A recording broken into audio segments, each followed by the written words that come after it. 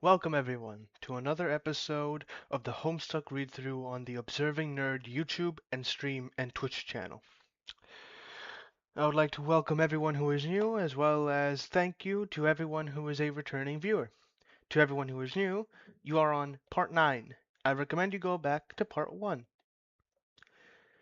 Today we will be continuing Act 5. Last time we finished Act 4, and it was so far my favorite part of Homestuck.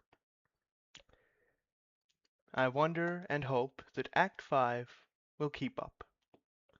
Okay, enough messing around time to get some work done. Maybe a little programming or oh god. It figures installing this new beta chat client would open the floodgates. All your moron friends are going to be hounding you relentlessly, now that they needed an excuse before. You wonder what this chump wants. Answer troll. Terminally capricious. Began trolling carcinogeneticist. What is up, my inventor brother?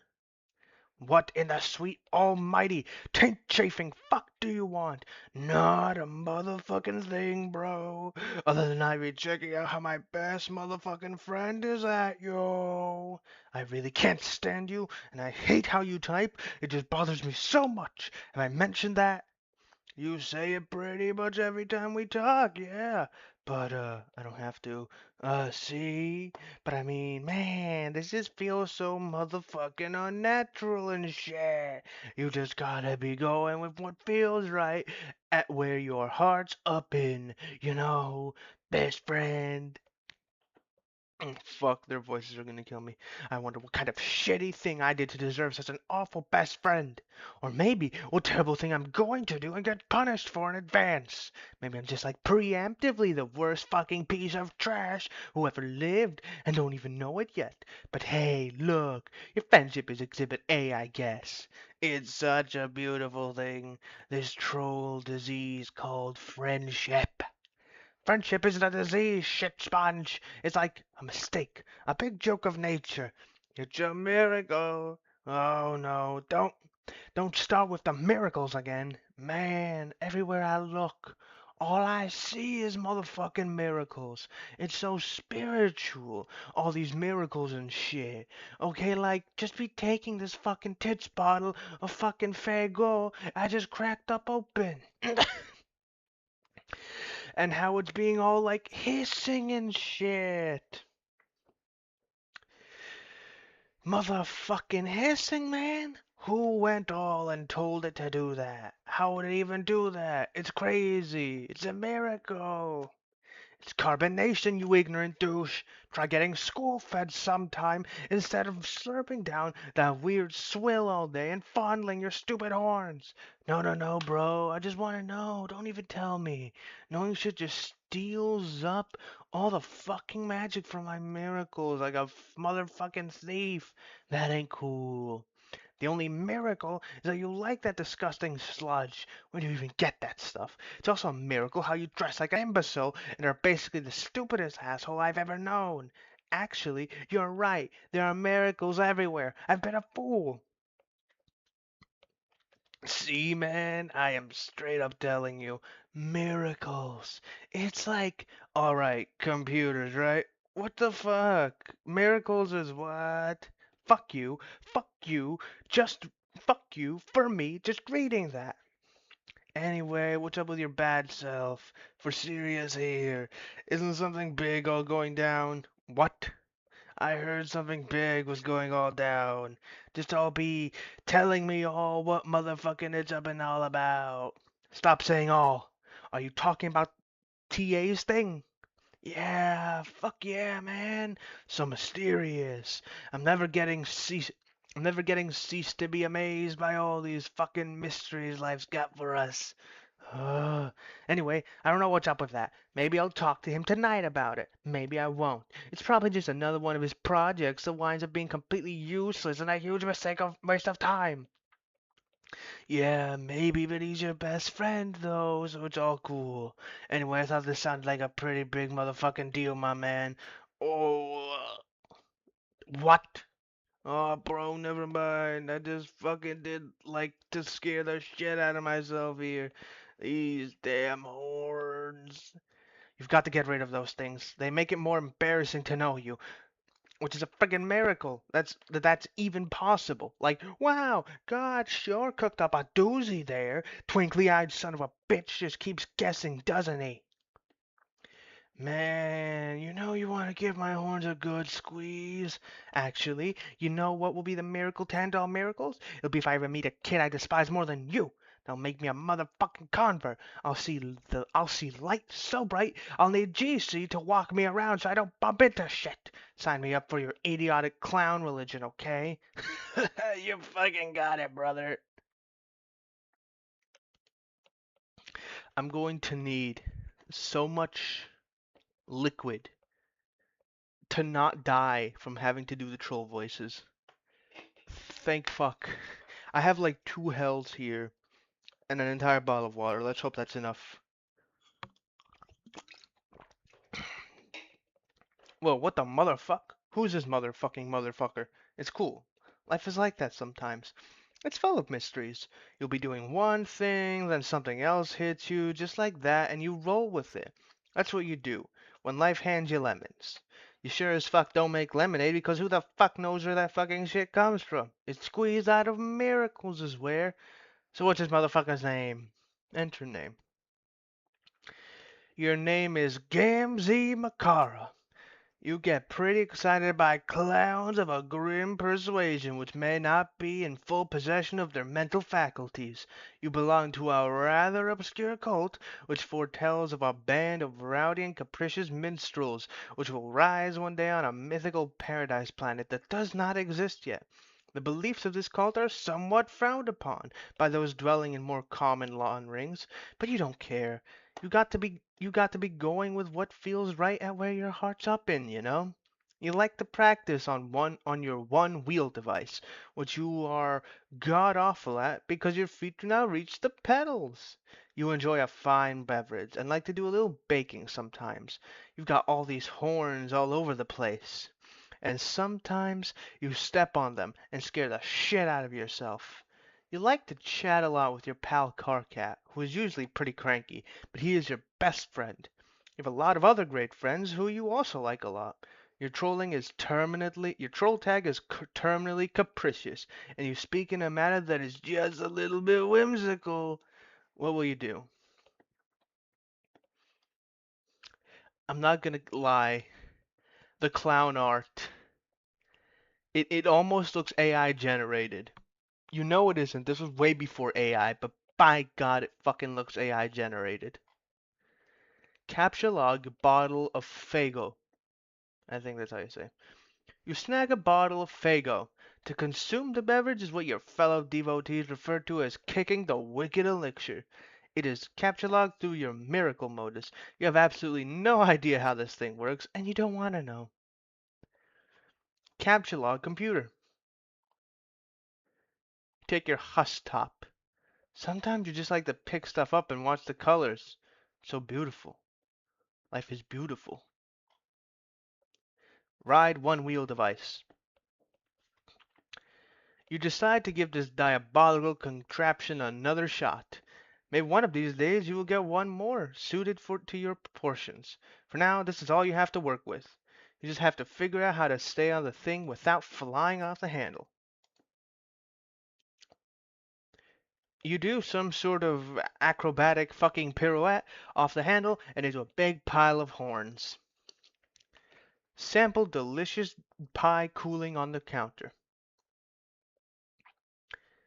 Oh my God, he's high as hell all the time, isn't he? Look at this man. This man, he doesn't look like a drug addict. He looks like the drugs are addicted to him.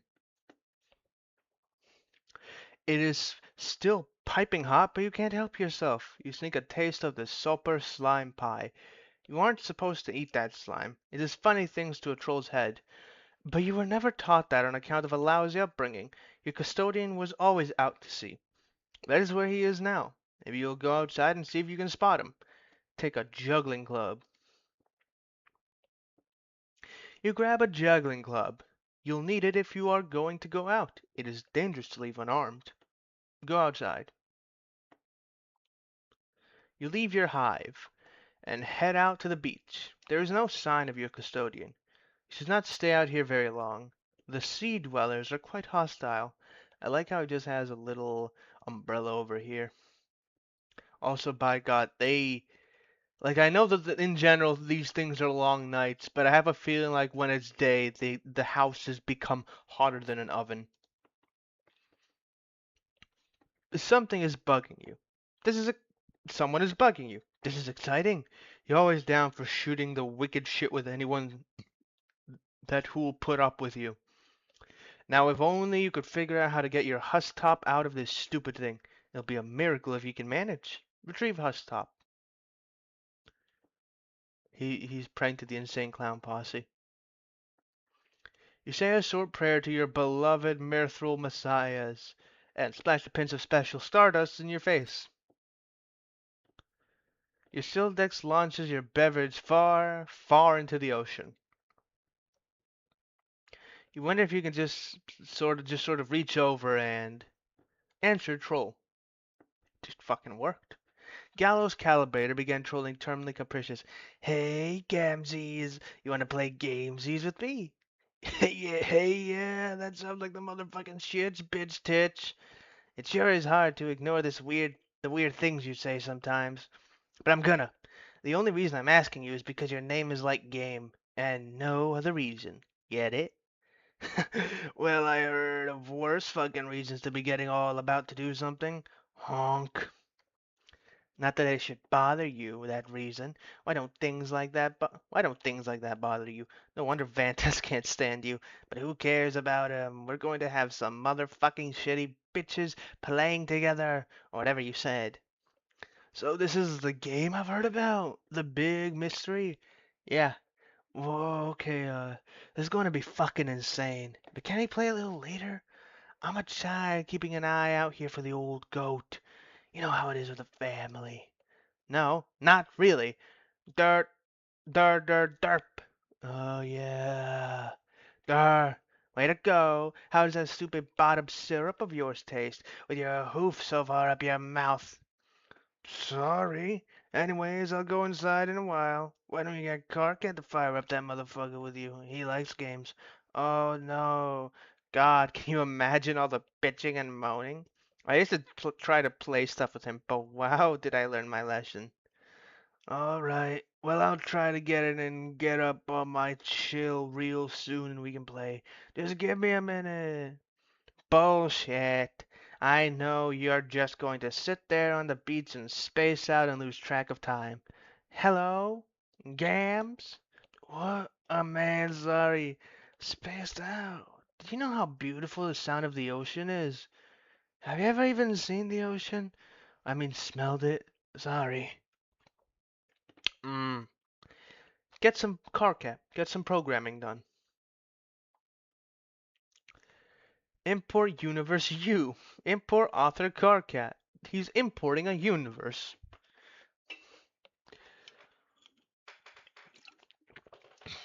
Finally, some peace and quiet. Now you can bear down on your coding. This will surely last all evening without interruption. You reopen one of your auth projects you started recently. You are still horsing around with the conditions for terminating the loops. What many auth coders do is import finite constructs and bind the loops to their lifespan.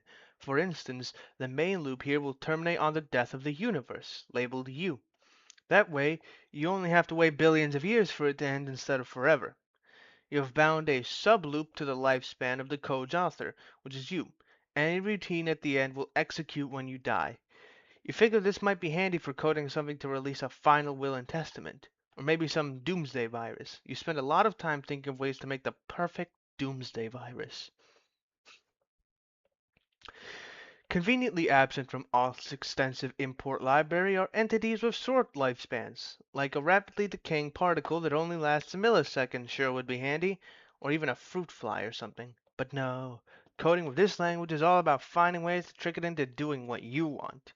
Your hacker buddy is obnoxiously good at it.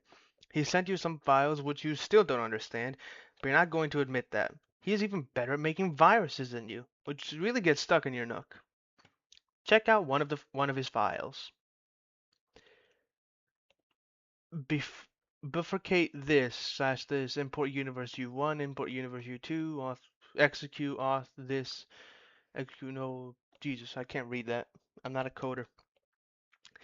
This code, when executed, immediately causes the user's computer to implode and places a curse on the user forever, along with everyone he knows and everyone he'll ever meet. Not surprisingly, later on you would run this code in a fit of stupidity. You don't know how he does stuff like this. What does this even mean? It's nonsense. Is it even syntactically viable? Are you allowed to color text like that? Ugh. Maybe you should ask him about it sometime. Oh, speak of the devil. Here he is bugging you about something. Time to put on your game face and pretend you don't think very highly of his abilities. Answer troll. KK, don't flip your shit about this, but I'm setting you up to play a game with some people.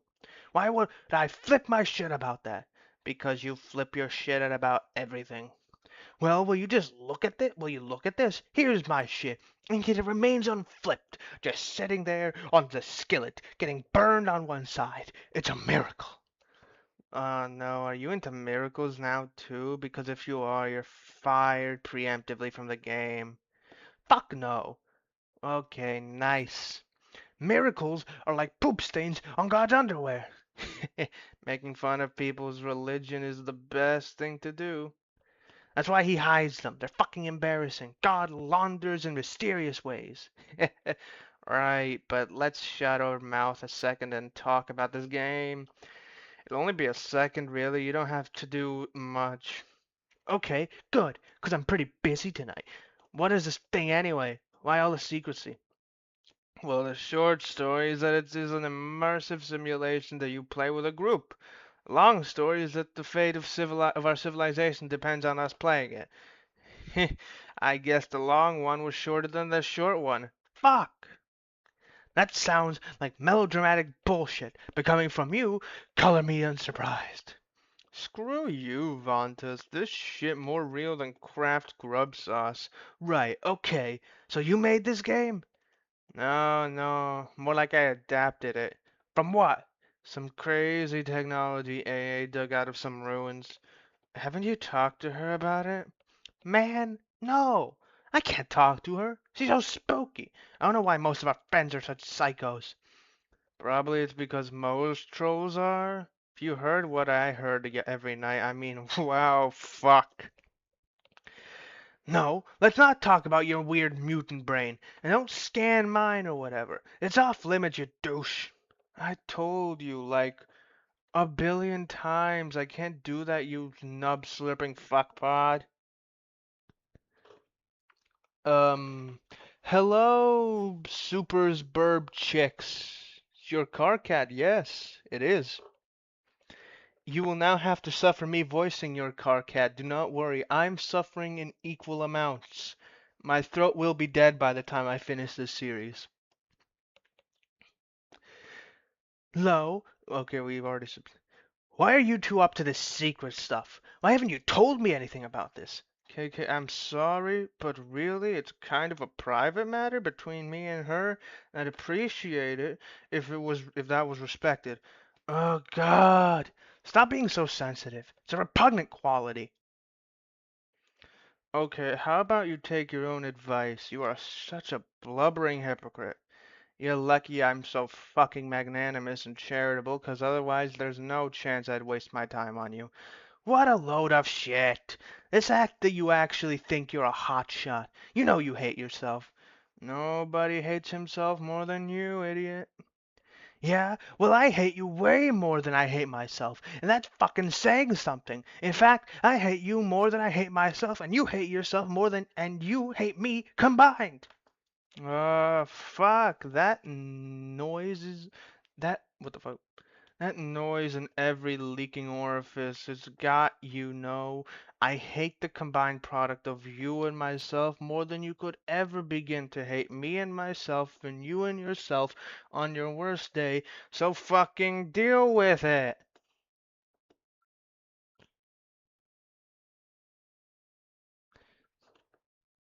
You feel too maternal to the man. You're too maternal to him. Jesus, if someone's maternal to a character, I'm worried about what their fate's gonna be. That usually means that someone's fate's gonna be absolute dog shit. I feel like Karkat's gonna go through some suffering.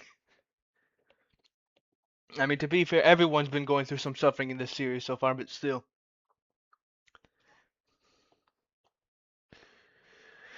Okay, timeout for the idiot. The idiot gets a timeout and shuts up for a second. That's you. Just tell me what to do about this game.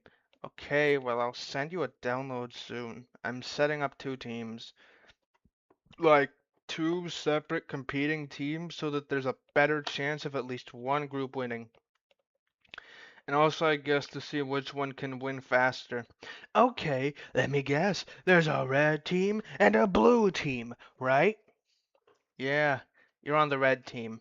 I will be the leader of blue. Okay, then I guess I can pick my teammates then. Bro, you're not the red team leader. I picked GC for that. What?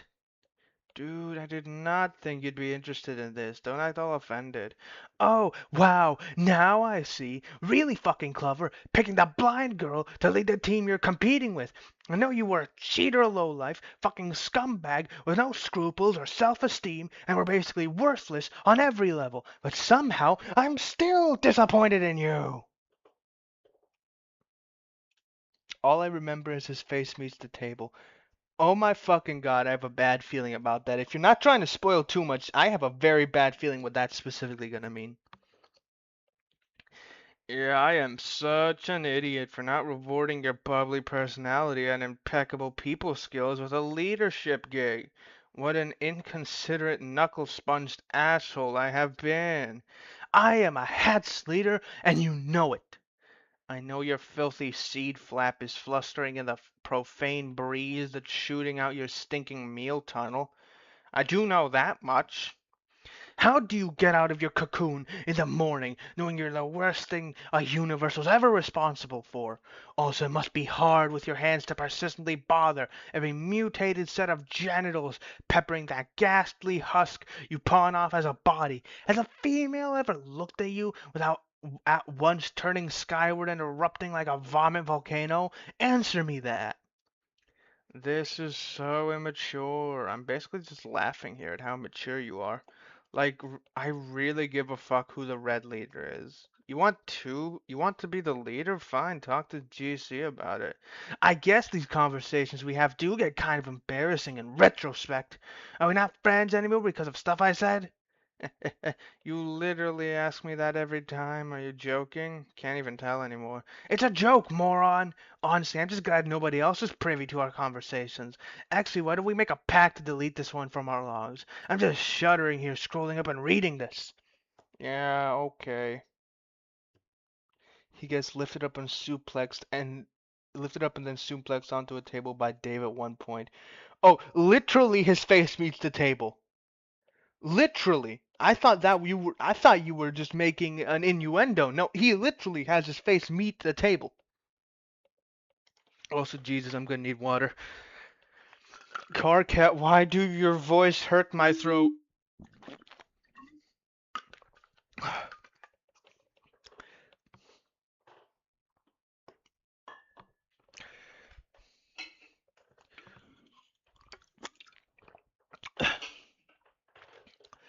Sounds like someone downstairs is getting pretty crabby.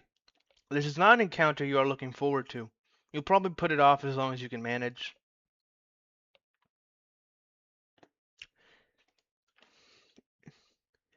Hey, why, who's this young lady? Enter name. Your name is Terezi Pyrope. You are pretty enthusiastic about dragons, but you have a particular affection for the colorful scales, which you gather and use to decorate your hive. Bitch, you're blind! What do you mean colorful scales? Though you live alone, deep in the woods, you surround yourself with a variety of plushy pals known as scale mates. You often spend your days with them in rounds of live-action role-playing. You used to engage in various forms of You're telling me there's more extreme? Oh my god. More extreme than LARPing? I have a bad feeling. Is that how she got fucking blind? With some of your other friends before you had an accident. It is how she got fucking blind! You take an interest in justice, holding particular fascination for orchestrating the demise of the wicked. You have taken up study of brutal Alternian law, and surround yourself with legal books. You've no need for copies printed in troll braille, because you can smell and taste the words. You hope one day to join the honorable ranks of the legislators. Your troll tag is Gallows Calibrator, and you speak with un. Fuck, I'm trying to get. How do you? Trying to get her voice again. I lost it. I lost her fucking voice. You speak with the numerals the blind prophets had once used. Fuck, I. Card cat, what the fuck are you talking about? I think that's it. Fuck.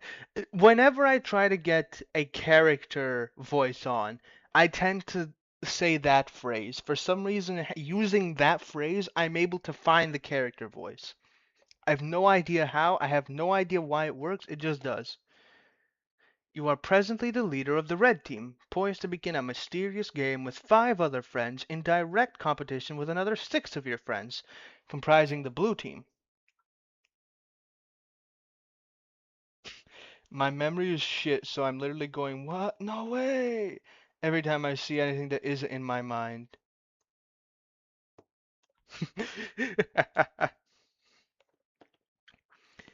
Cut to the chase and begin LARPing immediately. It's pretty hard to live action roleplay when there is no one who is alive nearby. But all of your scale mates are alive to you.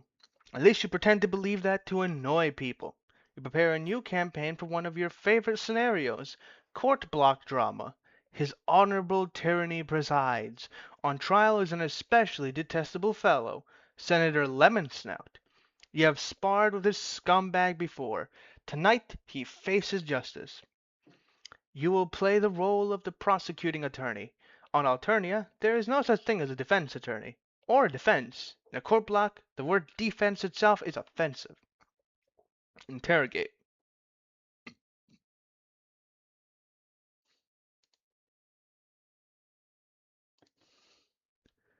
Objection! Most of the interrogation is in intimidating silence. Slap him around a bit. Slap. You don't want to slap too hard. Enough to sting, but not to bruise. It must be methodical, businesslike, and persistent. You only stop when you smell tears. Mr. Senator, you smell very nice. Your luscious yellow scales are like the sweetest gumdrops to the prosecution's nose. But your deceit stings. Did you honestly think you could dip your corpulent snout into the imperial beetle coffers like that and get away with it? Did you think your revolting abuse of the public trust would go unnoticed? Think again, good senator. While the prosecution may be blind, rest assured the League of Legislators sees all. What's this? Enter password. Password hint. You don't know the password yet. It means you're not supposed to, dummy. Go back. What is the password gonna be? Blind? Wrong. Go back. Fuck you. Call a witness. Let's remember 38, 938. Oh, well played, Lemon Snout. Well played. The prosecution's key witness murdered. How convenient. The court block has little choice but to acknowledge your cunning. You have earned just a teensy sliver of your respect back. For now. But wait. Oh my. What have we here?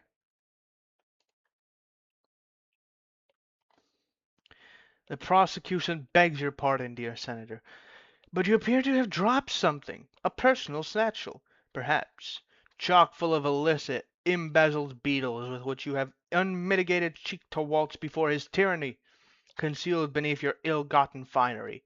The prosecution requests a short recess from his honorable tyranny so that all law-abiding and mother-grub-fearing citizens may go outside and puke. Sentence the criminal.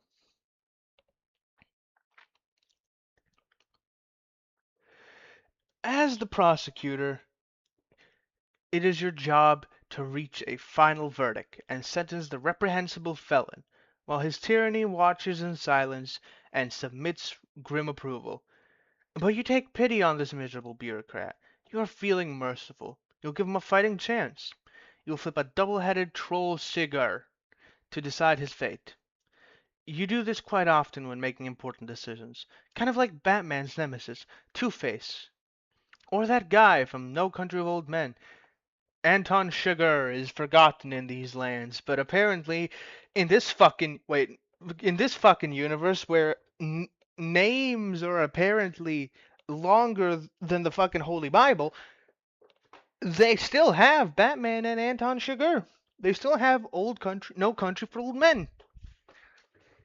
Turns out there are lots of badasses out there flipping coins, but those are Earth things, and you've never heard of them. Oh, apparently not. It's safe to say you borrowed this gimmick from one of the many, many troll things out there that's got hard-boiled dudes flipping coins from major stakes. You base the habit on whichever one smells the most badass. Flip.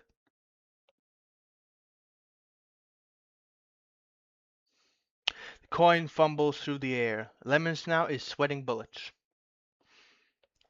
A favorable flip. The senator exhales in relief. Exhales. But what are you so happy about, Mr. Lemon Snout? He looks a bit confused. He quivers his lowly proboscis at the coin. See? The coin has exonerated him. Coin? What coin? Surely you're jest, Mr. Senator. The prosecution sees no coin. She's blind, remember?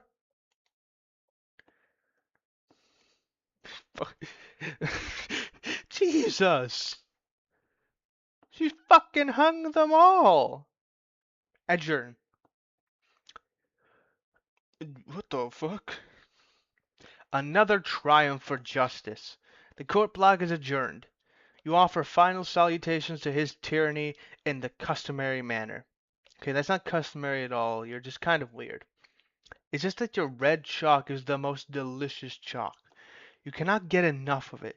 Anyone who says there is a more delicious chalk out there simply reeks of deceit. What is a password fucking tyranny? You surely had to go to a lot of trouble to do that. Go get Kane. You take your walking cane, which you use as a weapon kind of like Earth's Daredevil, who you've never heard of. You will use it to wallop enemies when you enter the medium, which you have also not heard of. Like this. Begin recruiting red team members.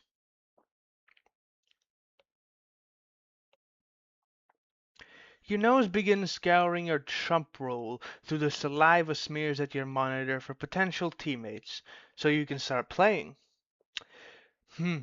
No, not her. Nope, not her either. Definitely not that guy. Okay, how about this girl? You like to roleplay with her sometimes via chat. You pretend you're a member of the mysterious and noble Dragonid race, while she does her own goofy thing. You don't have it in your heart to tell her that your chat RPing is meant facetiously. Facetiously.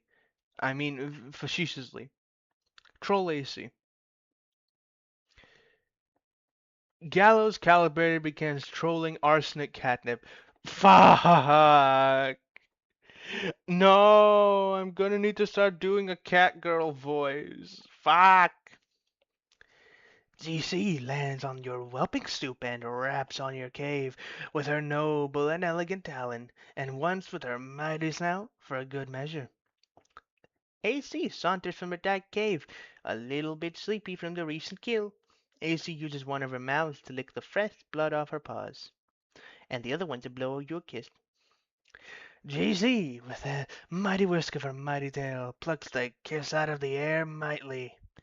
GC pockets the kiss in her enchanted rucksack for later to do something magical, like make goblin wishes come true. Nepeta with a masculine voice. I'm sorry. I don't do like high voices brilliantly, so you're gonna have to suffer through somewhat masked Nepeta. Yes, AC finds that to be a most admirable use of a kiss. He thinks the goblin wishes need to come true too, just like any other kind of person's wish. Person's wishes. AC begged your pardon while she rips apart this tasty beast to prepare a meal for her cubs. GC eyes the beast hungrily and mightily. Uh-oh. GC eyes the cubs hungrily and mightily, especially mightily. Don't you dare. I mean, AC shouts, don't you dare. Indignantly. But it's too late. GC scoops up a plump cub with her glistening, majestic tail and flies off magically. The innocent cub is crying and crying and crying. AC says, "No!" and looks a bit crestfallen. AC gets a clever idea to slake the majestic dragon's mighty hunger. She prepares the lion's share of the slain armored Kohler bear for GC.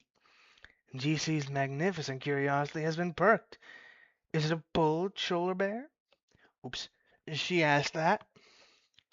AC pauses a moment and nods knowingly with a couple of smug grins on her face. She confirms it is indeed the bulliest of bears. GC instantly loses interest in the puny cub and drops it to the ground far below. But as it happens, the really cute cub lands in a bush-chafing sound. Phew! GC's alarming and splendiferous girth settles over the succulent cholar bear steak. When she finishes the savory red meat, she lifts her proud, wise head and opens her great big mouth and speaks the ancient tongues of 1,000 wisdoms. She says, "Hey, do you want to play a game with me?" AC crinkles up her nose and prepares for a really unprecedented marathon of baffling feline obstinacy. Her Dragonide suitor will make neither rhyme nor reason of her perplexing behavior for even an instant. No, that was a real question. Want to play a game? Oh, okay, if you mean a computer game, then yes, that sounds like fun. Okay, you can be my teammate. Team? Who else is playing? I haven't decided yet. Whole bunch of us in two teams. Oh, it does sound like it will be a lot of fun, but I think I should get permission first. Ah, that's so stupid. He's not the boss of you. I know, but still, I'm kind of scared of him, and I think perhaps it's best to just run it by him first, so there isn't a kerfuffle about it or anything. This is stupid in such a terrible myriad of damn ways. You shouldn't be afraid of anyone. You kill big animals with your bare hands. In any case, he lives nowhere near you, so the whole thing is extra stupid. I know, but I just don't think it'll be a big deal. I'll just mention it casually and he'll be fine, I'm sure, and then we can play in just a little bit. Fine. In the meantime, I will go round up some more people to play. Okay. My embarrassment is infinite, and I don't think it will reach any lower than whenever I'm voicing Nepeta. I'm not built for Catgirl.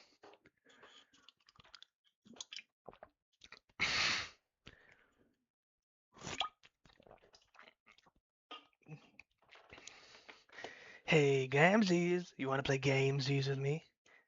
Hey, yeah, that sounds like the motherfucking shits, bitch, tits. Sure is hard to ignore the weird things you say sometimes. You then proceed to have the rest of this conversation we already read.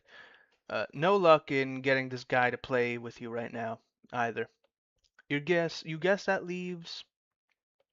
Oh no, not Carcat. You were only going to ask him as a last resort. You wonder what he wants. You'll try to avoid mentioning the game. Hopefully he hasn't got wind of it yet. Deal with Carcat.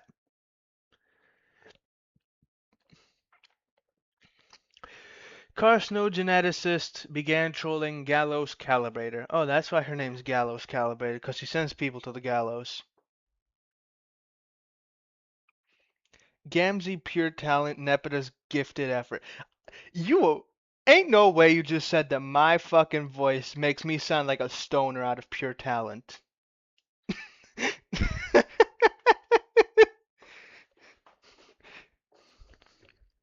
Hey, guess what? Big news. Like, holy shit, stop the presses. This is a humongous deal sort of news.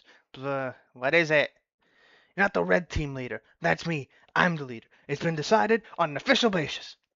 Okay, so I guess I'm supposed to make a big stink about this and say, wah, wah, I want to be the leader? What? No, I mean you can, but it won't do any good because I'm the leader, and that's all there is to evacuate through your protein chute on the matter. Well, it may surprise you to know that I don't give a crap who gets to be leader because unlike you, I actually have a fucking smidgen of maturity and self-respect. That's a lie. You're more of a melodrama spaz queen than me, and you know it, and this stuff you're saying is a pretend stunt. You're like a rocket-propelled spaz maggot spring-loaded up the ass of a psychedelic fucking freak-out weasel on idiot drugs. So let's not play make-believe games here. Leader, me. I share a zodiac with the man Chucho. I don't. I I think I'm a fucking Gemini. I don't know who I share a zodiac sign with. I think I'm a Gemini.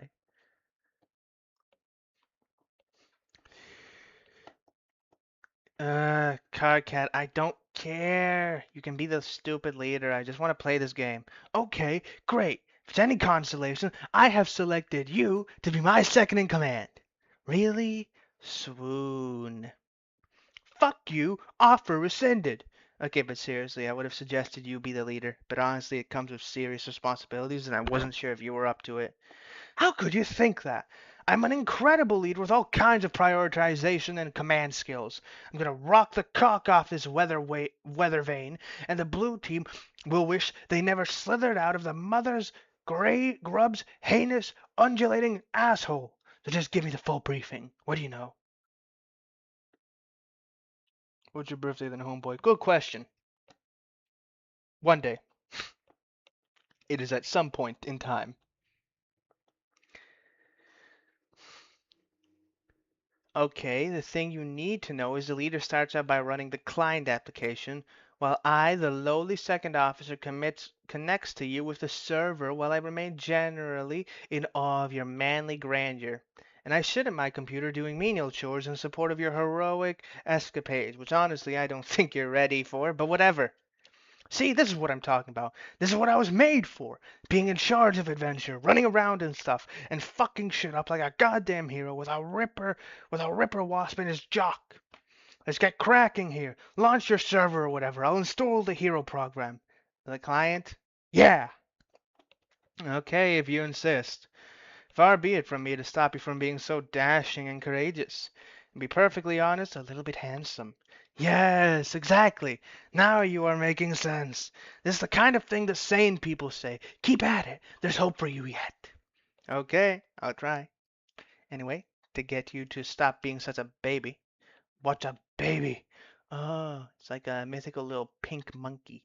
Something my loosest dreams about. Thought you didn't have one. I don't. Yet. Not allowed to. Why not? I've never mentioned this anyway. Honestly, Teresa, it sounds like more frothing loony block nonsense. If I ever did have one, it would mean the world was coming to an end. Oh, thank God you just said something normal. I was starting to worry there. Phew, back in sane lane. It's true. I don't completely understand it, but that's what it told me.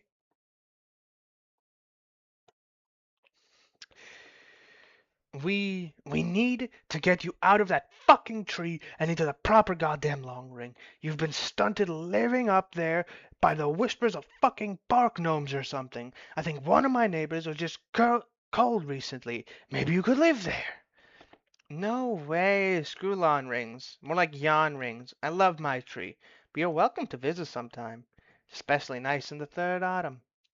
Okay, well, speaking of that, I should go downstairs and deal with this grumpy customer. It's going to fondle major seed flap, but hopefully it'll be quick. You can establish your connection and do your trivial sidekick stuff, I guess, in the meantime. Okay. A little later. Fuck. Water! I need water! God damn it, Gamzee.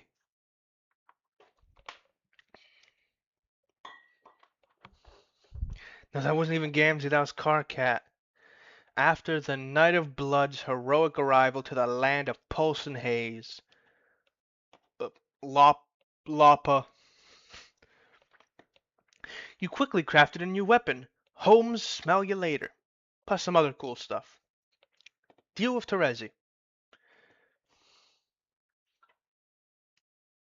I got Solix. Who the fuck is Solix? Let me take a quick look. Oh my fucking god. Fuck! Fuck this game. Why am I stuck with the goddamn nerd? What the fuck? Why am I stuck with him?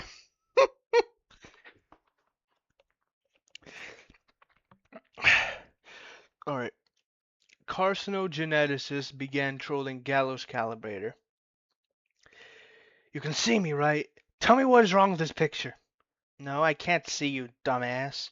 Oh yeah. Anyway, press your nose against a slobbery screen and tell me what is wrong with this picture. Smells pretty terrible.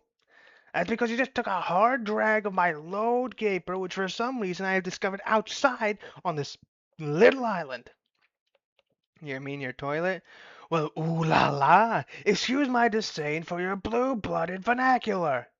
What color is your blood? None of your business. Seriously, was that a serious question? Unbelievable. I will find out someday. What is with your obsession with colors? It's bad enough you waste all my hard-earned grist rambling my hive around like that, not even in the direction of your fucking gate. But then you go and spend it on an ugly paint job. I get a lot of imps for that grist. Carcat, please don't pretend you didn't enjoy going around killing things. That you wouldn't enjoy killing a whole lot more. Prancing around with your little sickle being all adorable. Nerd gets out nerded. God damn. I got Solix. I got the fucking hacker nerd who I have given the most nerdy voice that I can possibly do. I should not I should not have given him such a voice.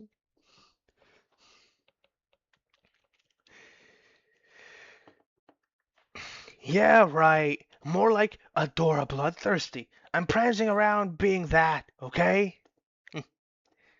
Anyway, this is awful. This is no way for a leader to be treated. Sorry, this is what you wanted. The leader is the first one in. This is what the leader is supposed to do. No, this is not anything except for what bullshit is. A leader shouldn't be at the mercy of the hive renovation whimsy of a psychotic blind girl. When do I get the chance to fuck up someone's hive? I should be the next one to connect to a client. No, you can't. You have to be the last one to connect to complete the chain. More lies. Think of it this way. I'm your server player, so priority has to be me getting in the game before I get killed by meteors, in which case you'd be screwed in there. Then the next guy comes in, then the next, and you bring the last one in. Whoa, wait, what? Meteors? What the fuck are you talking about? What does this have to do with meteors? Oh boy, you need to get with the program, Carcat. Have you talked to 44? 44 what? It's AA. It's AA. You're stuck with the stoner. Okay, well, here's the thing though. The stoner, at least I can do a cool fucking voice for the stoner. I can do a regular voice. I can't do a regular voice for the fucking nerd. Apocalypse Ellipseration? Sorry. No, of course not. Or TA or AG, I guess, or CA. Really, there's like this whole conspiracy about this. As I'm finding out. But why don't you just tell me so I don't have to talk to any of those double-talking assholes? I can't. I can't. I gotta step out of the tree for a moment. When I come back, I'll enter the game. See ya. A little while ago. Love his lisp alone. Joke's on you. He doesn't get a list from me. Oh my god, it's... What's her fucking name again? I'm trying to think. Is it Kanaya? I fucking forgot.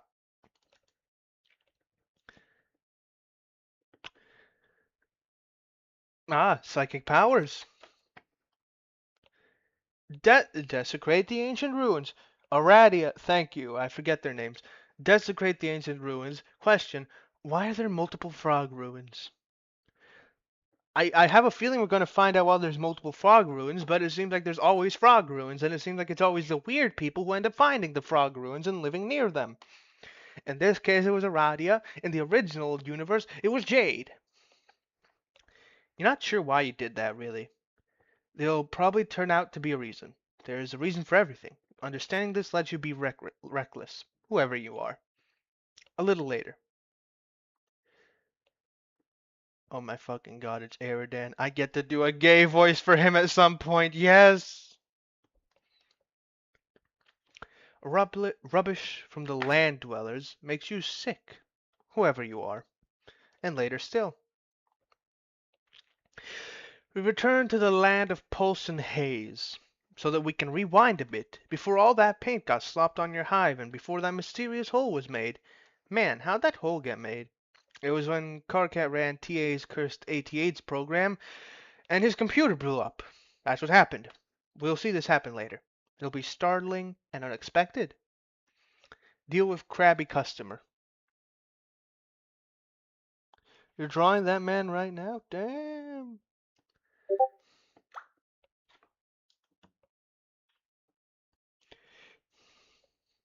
You're drawing the gay boy. Let's go. I love him. I love Eridan. I know he's probably gonna do some fuck shit, but I just love his design. And I love how he's the only one who has a fucking cross-dressing design. It's kind of fucking funny. I love it.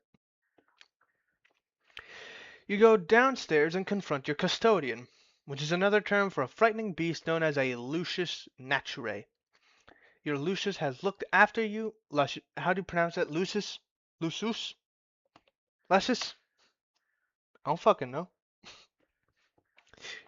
Your Lucius has looked after you since you were very young in lieu of any biological parents, whom you have never known. No young troll ever knows his or her blood parents, nor could such lineage ever be accurately traced. Adult trolls supply their genetic material to their filial pails carried by imperial drones and offered to the monster's mother grub deep underground in the brooding caverns. She then combines all the genetic material into one diabolical incestuous slurry and lays hundreds of thousands of eggs at once. The eggs hatch into young larval trolls which wriggle about to locate a cozy stalactite from which to spin their cocoons. After they pupate, the young troll with his or her newfound limbs undergoes a series of dangerous trials. If they survive, they are chosen by a member of the diverse and terrifying subterranean monster population native to Alternia. This creature becomes the troll's Lucius, and together they surface and choose a location to build a hive. The building process is facilitated by carpenter droids left on the planet to cater to the young, but only for building. They're on their own. Otherwise, the vast majority of adult trolls are off-planet, serving some role in the forces of ongoing imperial conquest, besieging other star systems in the name of Alternian glory.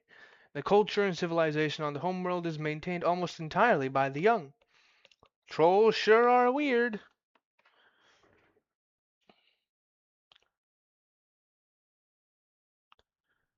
Hold on, we have someone here.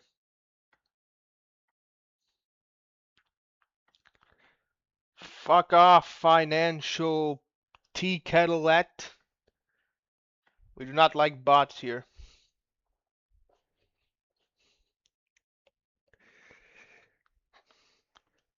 Question mark sound, let's see.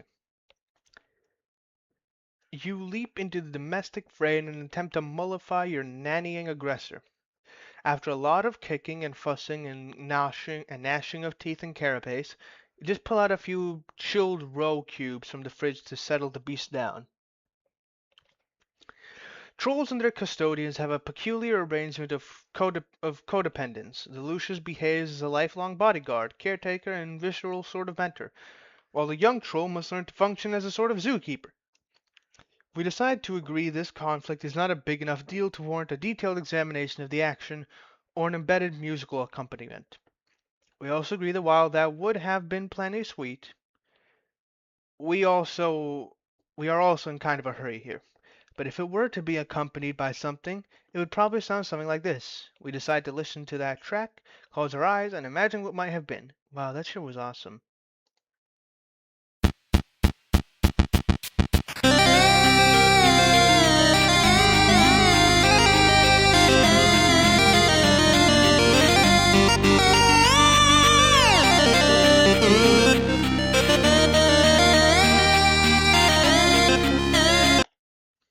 That was nice. I liked it. In fact, we are in such a hurry, you could almost say we need to get moving. On the double. Yeah. There's this pretty cool dude, okay? Some people seem to think he's cool. Sometimes. He guesses they're right. I mean, maybe, if they say so. Actually, you know what? They're right. This guy's dynamic lit in a box of hot shit. Screw the haters. Anyway, he's standing around being all chill, like cool dudes are known to do sometimes when they're not moping around or nursing migraines or whatever. There he is. There's my boy. My question is, why does he have darkness imbued ninja stars and Beyblades? I have a feeling he's going to be on the darkness team when he enters the medium. Got another hell over here. Gotta drink it. Oh, alright, let's continue. A cool dude like this probably has a real cool name. Or at least a name that doesn't completely fucking suck. Like, at least not the kind of name that belongs to someone you'd want to just perpetually wail on. Maybe just a name that makes you cringe a little. But you guess you can deal with it if you've got to. It's just a guy's name. It's not like it really matters. Who cares? But he probably wouldn't just tell you what it was if you asked. He'd be way too moody for that. In fact, this guy probably thinks you got some attitude and probably doesn't want a damn thing to do with you. You actually always try to guess his name, but instead of that, here's a better idea. Why don't you just fuck off and go to hell? Here, name this kooky broad instead. There she is. Okay, what's her name? Wait, you've got to be kidding me. Looks like we're going back to the other guy again. Alright, hang on. It appears this cool and moody dude had a change of heart. He feels pretty bad about flying off the handle like that, as if shit wanted nothing to do with the handle. Shit would like to reconcile with the handle and perhaps seek marital counseling. So what's his name gonna be? Solix is also a lighting company. If he ends up being on the Dark Squad, I'm gonna fucking laugh. A lighting company, and this is him. Oh my god. I don't think I've ever seen a room that's nerdier than this. Your name is Solix Captor.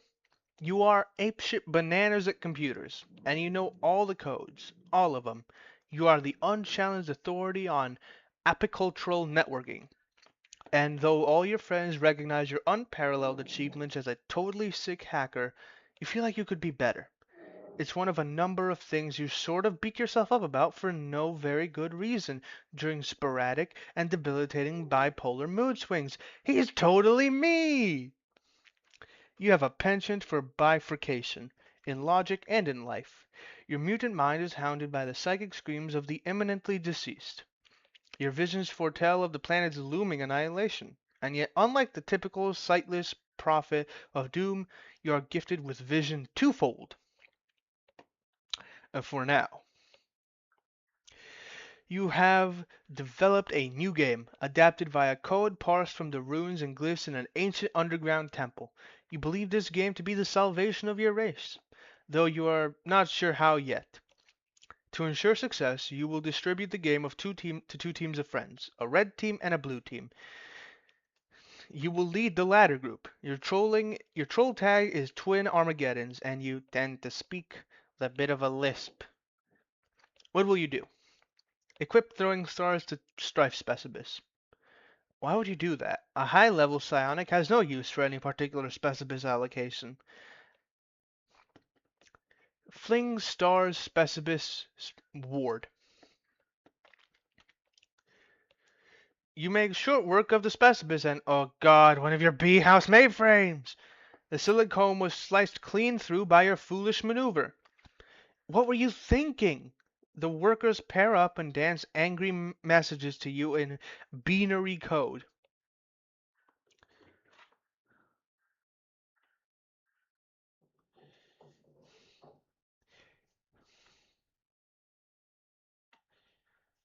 Oh, I won't like what he thinks about my gay fish then. We'll see. Taste honey.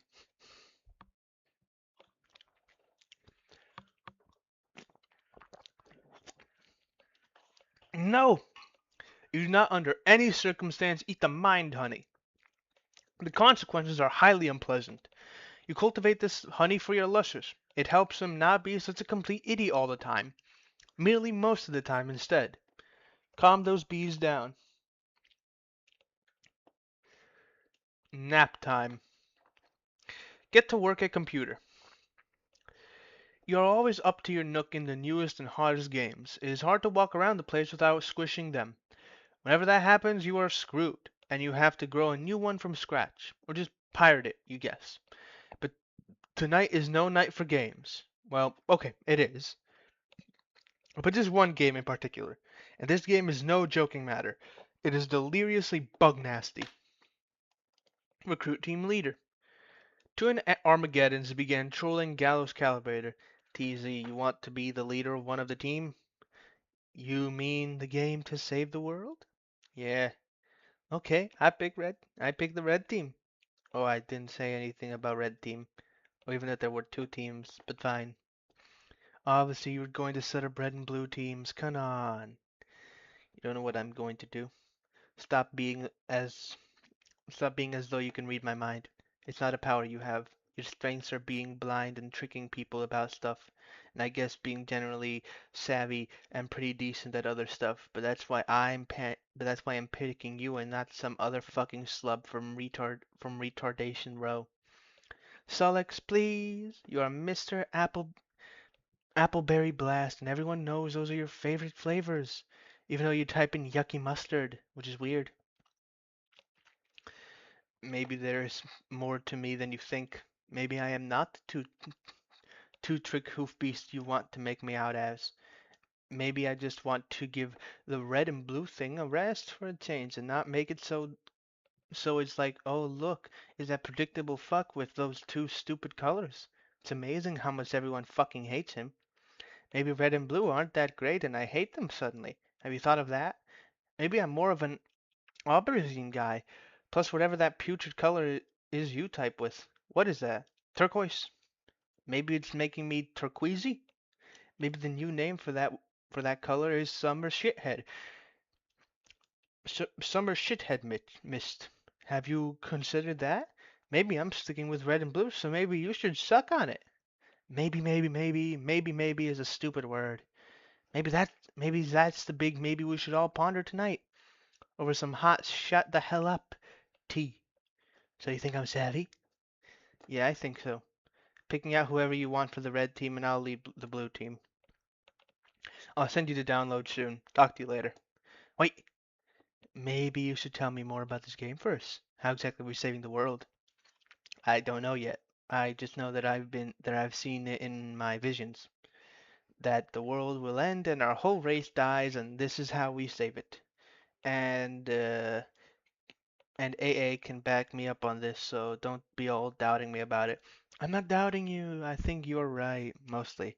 Mostly? What does that mean? Well, when you talk about how you're going to die too. I'm going to die. I mean, we all are, but especially me. I am going to get my ass served to me twofold. Double the service.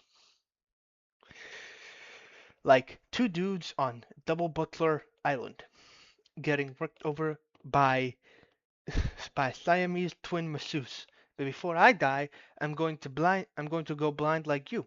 It has to happen like that. I'm not sure why, but I think it's like fulfilling some requirement for a true prophet of doom. In order for the visions to be right, that has to happen, and the universe will make sure it will.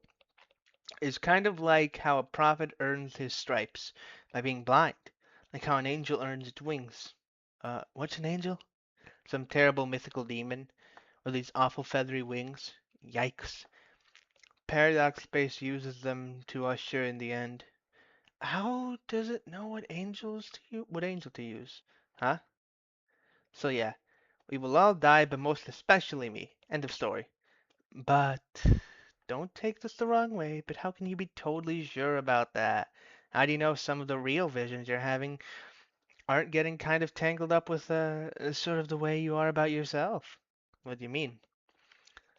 How you get mopey and you're always a victim of something, and how sometimes you think you suck when you really don't. Maybe that's clouding your vision. Okay, that's just some personal, private, emotional issues that I am dealing with. And honestly, I'd appreciate you not always throwing that in my face every goddamn opportunity you get. Like this is a big circus act to you, and that is your special clown pie. See? God, so sensitive. Seriously, talk to talk to AA. She will corroborate everything. You and she are pretty tight, aren't you? Not really anymore. She used to be a lot of fun, but now talking to her, I don't know. It's just somehow always makes me sad. Okay, well, tonight not about fun. This is serious. Deliriously so. We are in Smerious Shitstains Shitty. Screw you and your shitstains. I will have a fucking blast and you can't stop me. Blue tame, scum. Oh shit, it's on, sucker. Ugh, I fucking hate this.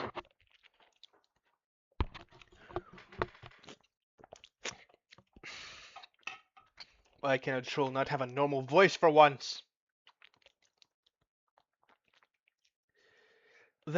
Okay, that was completely meaningless. What was the point? Whoever you are, deal with Apocalypse Arisen. Apocalypse Arisen began trolling Twin Armageddons. Did you did you set up the teams? Still working on it, but yeah, more or less. We should all be playing soon, and I guess leaving this dimension. That is what happens, right? Yes. So I guess you should be pretty happy when we finally get out of here. I don't know about that. Oh. Oh. Will you at least be able to leave the voices behind? I don't know about that either. Isn't that kind of depressing? The thought that they might stay with you till you die? Not really. I'm okay with it. I'm okay with a lot of things, even our inevitable failure, though it will briefly masquerade as victory. Wow, fuck. That was so much more depressing than the thing I just said. Terezi was right. You are such a drag to talk to these days. She was right about a lot of things. Wow, what a mysterious thing to say. I am so intrigued. Okay, her special thing is that she's using ones and zeros. I'm fucking sure she's a goddamn robot. We've seen robots before with fucking Jade Bot. Maybe this is it. Do me a favor and spare me your spooky conundrum tonight. You're kind of pissing me off. But you like to talk to me. This is in fact not a question. This a fact, not a question. They told me. Oh, your sources have spoken.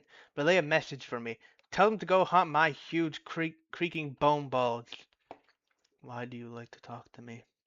Oh, I don't know. Maybe because we are supposed to save the world together.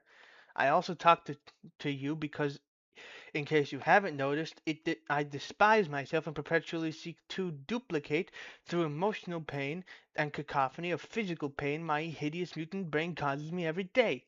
Oh my god, I just had a breakthrough. Thank you so much for this. It was great. That was a joke. Here, type ha. Ha. Now type it again. Ha. There you go. You're now officially the life of the party. I just took an embarrassing video of you cutting loose there. Boy, I sure hope this juicy nugget doesn't wind up on the internet. So I actually would like it if you were happy. Okay, thank you for saying so. You seem sad and angry all the time. What does anger feel like? I forgot. Have you ever been angry? I don't remember you getting angry about anything. Maybe I never was. I feel like I was though, once. Why don't you ask Carcat? He's way angrier than me. For that matter, why don't you get on his case about it instead of mine? I think his anger serves a greater purpose. It's part of his destiny and thus ours. It will help him to sabotage his own designs, which are very much in opposition to the broader purpose, and will sow the seeds of our failure. A failure which will ironically prove to be mission critical. If you think we are going to fail, why wouldn't you get mad about that? At the voices sending you down this blind alley the whole time. They never lied, though. This is how it had to be. I had to be totally honest, though at no point did I ever lie, but through omission. This game will not save the world. The fuck? And though it is still very important, even in our defeat, unfortunately it is much closer to serving as the instrument of our people's demise than that of their salvation. And we 12 will behave simultaneously as the pawns and the orchestrators of the great undoing. I don't want to play anymore then. You will though. Fuck that. Just watch. This shit is dusted. Check me out. All dusting it like a saucy fucking maid. It cannot be stopped. Meteors are en route. You know the Solix. Who cares? I'm yanking the grub toot on this overpunctured bitch. I'm telling red team leader to forget the whole thing. I'm quitting as blue team leader. If you want to shamble through this macabre fantasy of yours solo, be my guest. You were never going to be the team leader though, which is to say, the first to enter. Are you messing with me? You do realize I'm psychic too. I could pull so much trippy shit out of my spinal crevice. I would make your head spin like dervish in a fucking blender. So get off your high hoof beast. I'm coming up. Huh? Up where? Hello? Abort.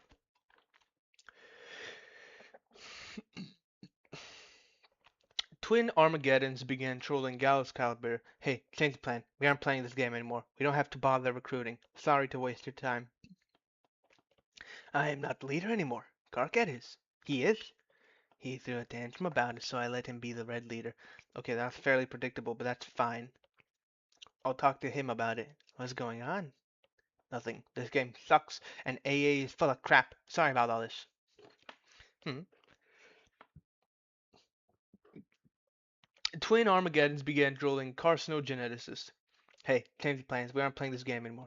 Hey, guess who the red leader is? I'm the leader. It's me. Your plan to cripple your rival team has failed.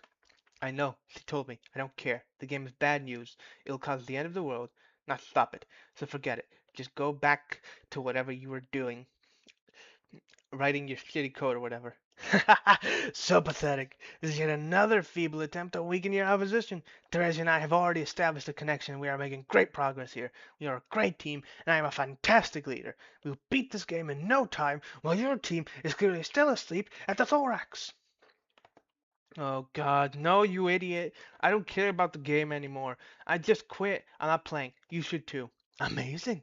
You're either really being really persistent with this transparent ruse, or you really are just that sad and incompetent. Neither case deserves my respect or my friendship. In fact, you know what? Friendship canceled. There, it's official. Bye bye friendship. Oh, like you haven't said that like a billion times.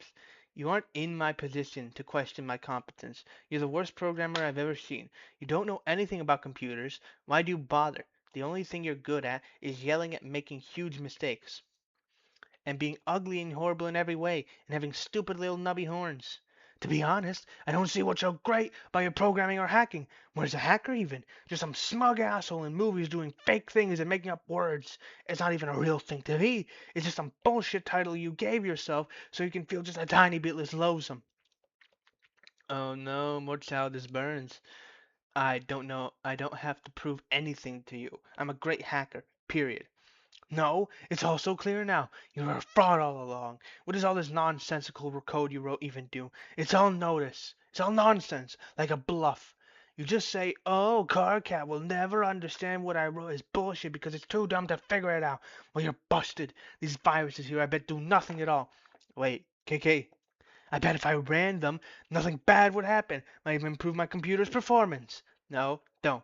How about this idiotic program with the red and blue code, which says meaningless thing to do with code anyway? What does that even mean? It's another code. It's another one of your scams. Why not sneak some bad clip art into the files too, and pretend that's code? Oh God, no, don't run that. I'm serious. What would happen? I'm not sure, but it would be really bad if you ran it. Just don't. Just as I thought. You can't even come up with a good lie when I press you on it. Your bluff has been called. Compiling as we speak. It will auto-run when it finishes. And now I have to go attend to something outside. Because Terezi is doing something just unspeakably stupid right now. Whoops, forget I said that. It was privileged information. You are the dumbest grub fucker on the planet, I swear. Later, douchebag. KK, do not run that code. Hello? Carcinogeneticist's computer exploded. Oh my god.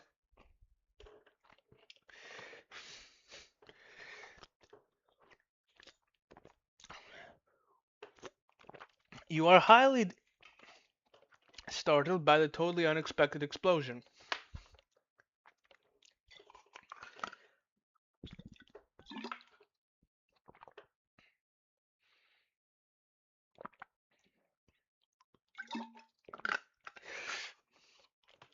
Karkat and his friends and everyone they would ever meet thereafter would experience great misfortune on account of the curse unwittingly implemented through Solix's esoteric Mobius double reach-around virus. Every troll's lushes would soon die. All but one of their kernel sprites would be prototype of a dead luscious, each prior to entering the medium. Upon entry, they would each have a bittersweet reunion with the creature after the kernel hatched, triggering the sprite's metamorphosis. For the first time, the trolls would also be able to have a verbal conversation with their custodians, and would be guided by them along their journeys. Unfortunately, the underlings and warring royalty would gain the benefits of the monstrous prototypings as well. Each sprite, except for one, would only be prototyped once. The players would learn quickly that while one pre-entry prototyping per player was absolutely necessary for ultimate success, additional pre-entry prototypings merely empowered their enemies unnecessarily.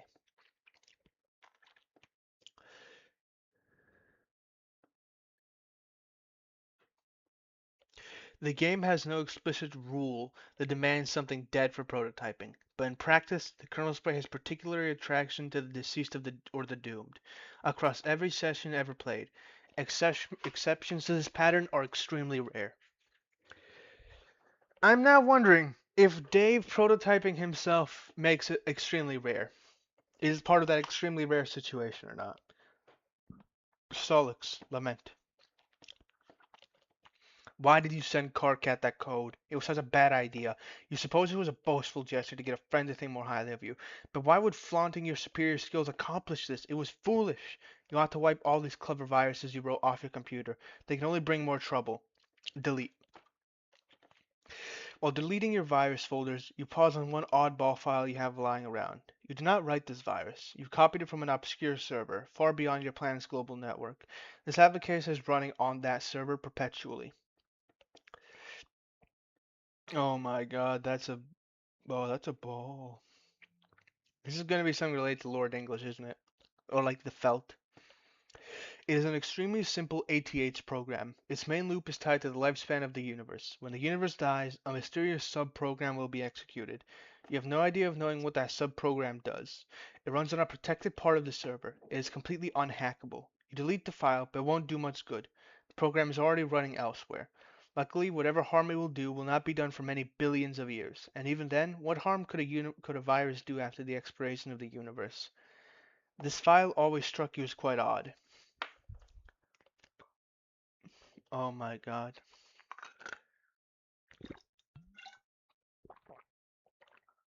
There's the fucking outer gods or whatever.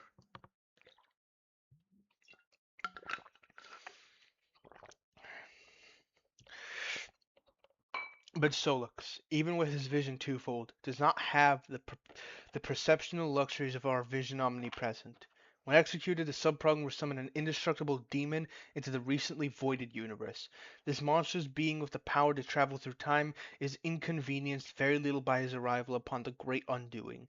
He has the entire cadaver of the expired universe to pick apart at his whim, from its birth through its swelling maturity and tampering decay. In a reality he is known to have marked for predation, he will go about assembling followers through various epochs, even going as far as personally establishing the parameters of his future summoning.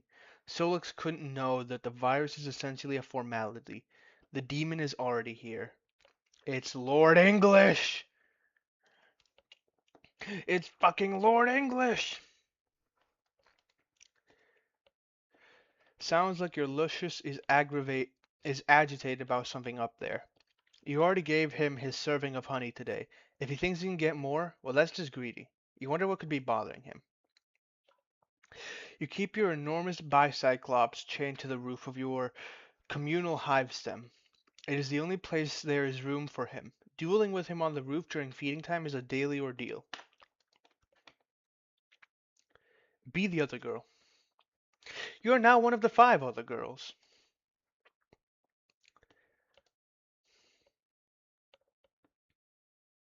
That's the same one as Jade's. That is indeed the same. That's basically the same place as Jade, except less underwater, more underwater. Stop being the other girl. You are now no longer the other girl, or any of the other 5 for that matter. What's the name of this dude sitting in his four-wheel device? Enter name. Your name is Tavros Nitram. You're known to be heavily arrested by the fairy tales and fantasy stories. You have an acute ability to commune with the many creatures of Alternia, a skill you have utilized to capture and train a great many. They are all your friends, as well as your warriors, which you pit in battle through a variety of related card and role-playing games. You used to engage in various forms of more extreme role-playing with some of your other friends before you had an accident. Oh my god, Terezi and Tavros both got... he got fucking crippled, she got blinded. Who else is gonna get fucked? You like to engage in a noble practice of Alternian slam poetry, possibly the oldest, most revered, and certainly freshest art form in your planet's rich history. You have a profound fascination with the concept of flight and all the lore surrounding the topic. You believe in fairies, even though they aren't real.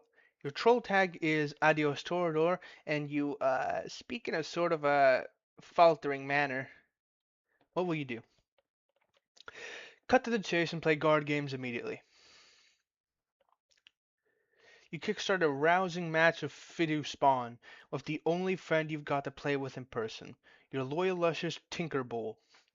You take a look at the favorable hand you dealt yourself and crack a mischievous smile. With a host plus at the ready, you quickly lob an Organa bomb and catch your adversary off guard. I'm gonna need to go get some water real quick.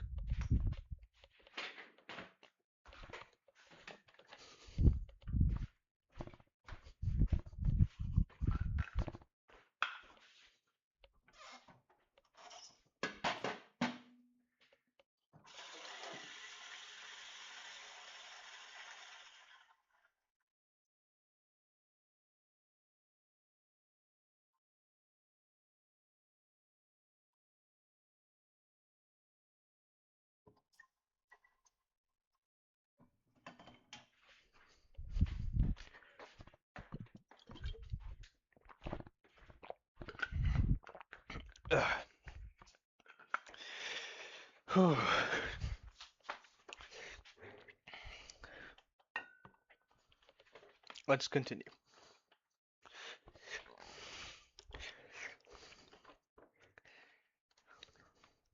That is absolutely disgusting, and I feel bad for that creature. Oh my god. Horseroni, I choose you. Command faithful steed. With a brooding whinny, Horseroni shuffles his mighty hooves and makes short work of the Fidusucker, boosting his vitals. Horseroni is now primed and raring for battle. Look out, Tinkerbull. Tavros, Horseroni, Spawn Tech, Slumber Buddies.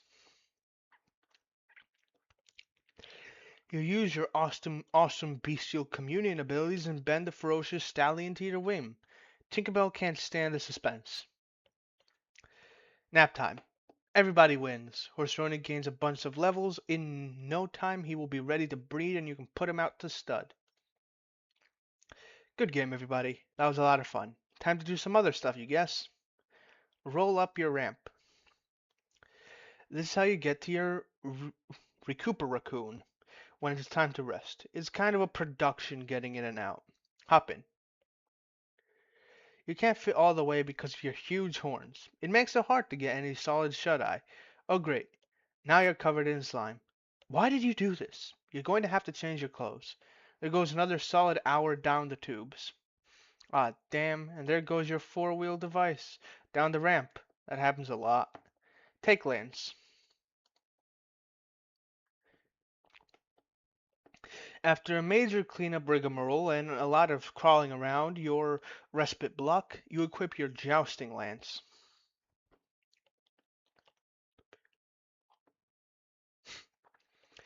You like to practice your jousting outside. One day you hope to prove yourself worthy of recruitment into the halls of the dreaded Imperial Cavalrypers, assuming you are not slated for culling first on account of your disability, or really any other arbitrary reason. Admire posters. You wheel over to your favorite poster featuring Poopa Pan, which is your favorite thing. You've always fantasized that one day intrepid young Poopa would come and take you away, and together you would fly to a beautiful paradise planet of legend that has all sorts of fanciful stuff like pirates, treasure, and a cruel villain with a missing arm and a missing eye, and these weird aliens called Indians. You left your window open since you were very young, just in case Poopa stopped by one night and decided to splash a pinch of special stardust in your face. You've had this interest far prior to your accident. Being paralyzed isn't what made you want to be able to fly. That would be dumb and would make no sense.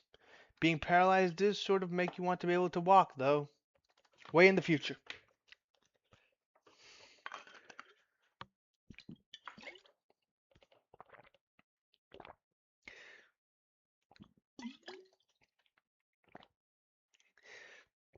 Over the course of your long journey, at one point you were fitted with a cool pair of robot legs. The guy who likes to build robots built them for you. But then, he does like to break them more than he likes to build them. It's usually why he builds them in the first place. Occasionally, though, he will allow philanthropy to override misanthropy. What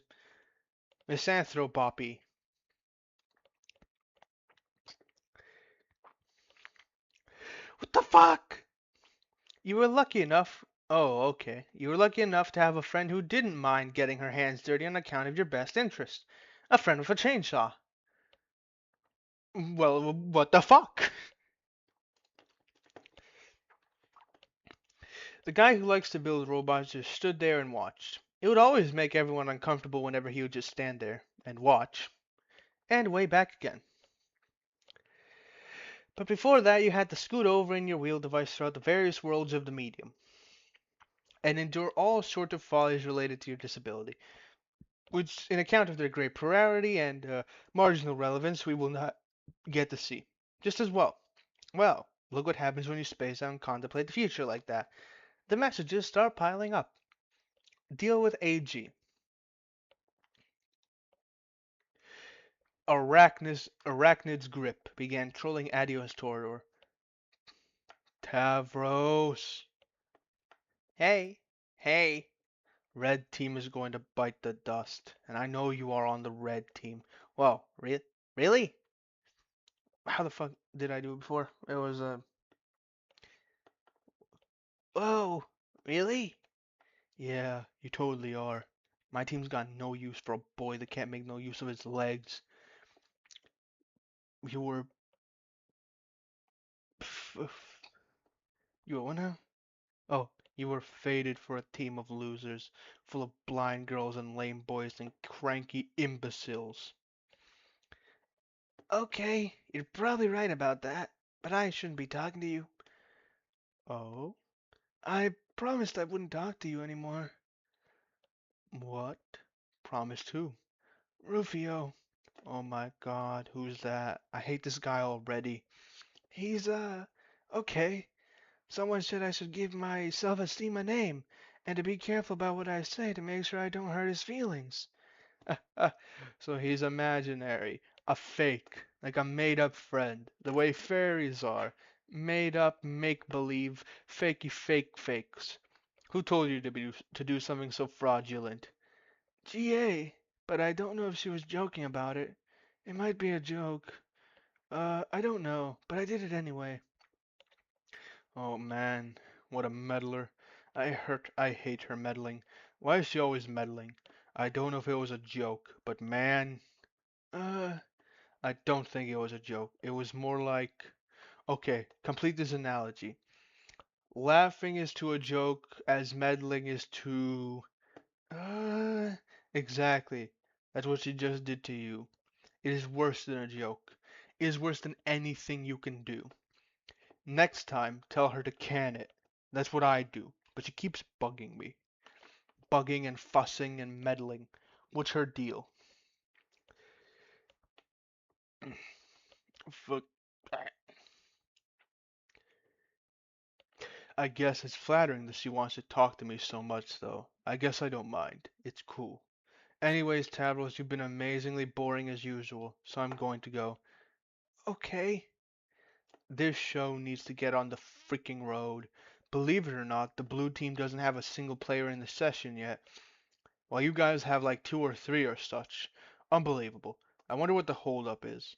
Oh well, let's face it, you guys need the head start. Uh, okay. Anyway, good luck to you. It'll just be like old times. Winky face. Adios, Toria Snore.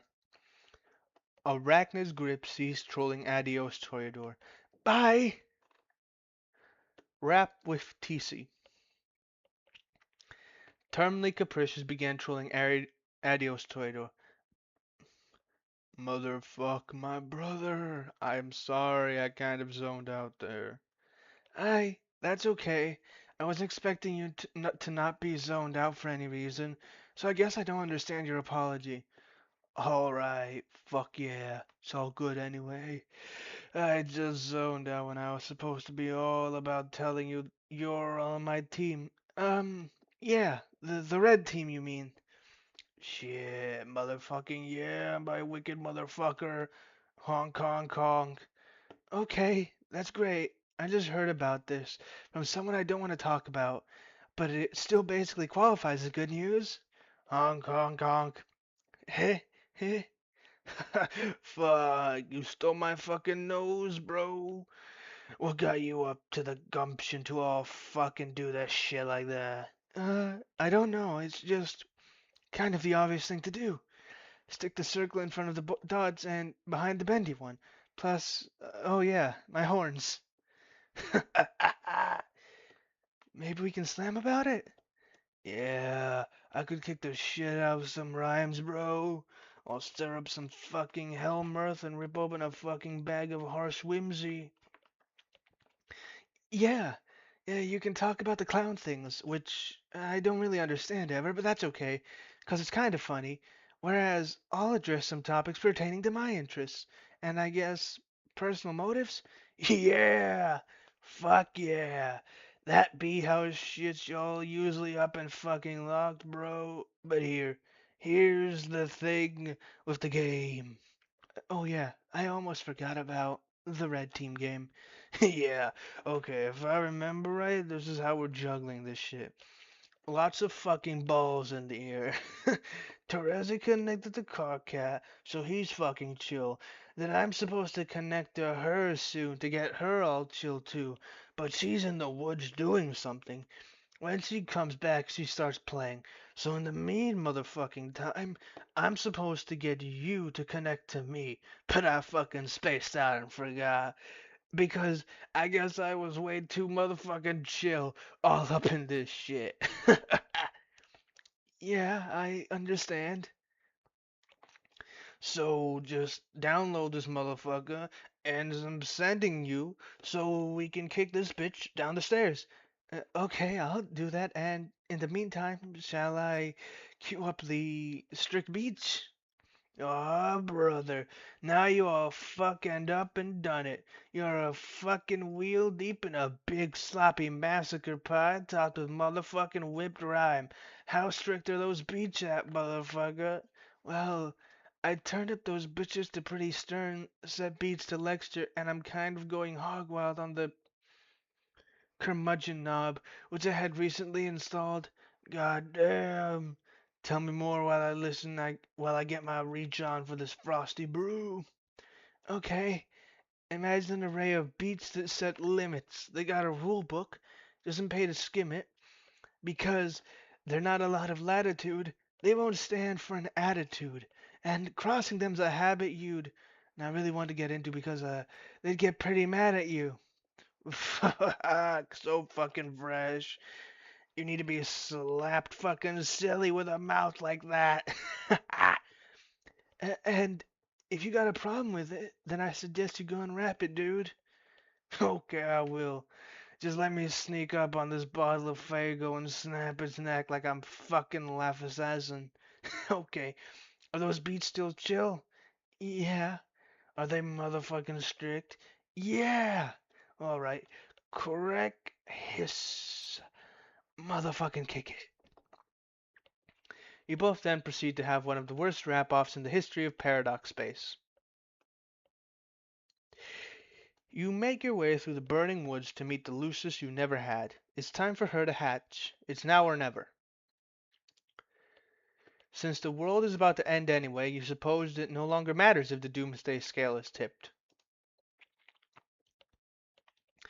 The counterweight is the skull of an ancient mother grub, slain thousands of solar weeps ago. The egg contains a rare species of dragon which remains blind until maturity, using its other senses to survive. It has balanced the skull, got gel pen ink straight to the mouth. I don't know if you're talking about the rap I fucking did. I don't know, but still. If you're talking about the drawing you were doing earlier, then goddamn, that is pain. The egg contains a rare species of dragon which remains blind until maturity, using its other senses to survive. It has balanced the skull here for millennia, waiting for the warmth of a meteor-sparked forest fire before hatching. In case it wasn't clear, dragons are real.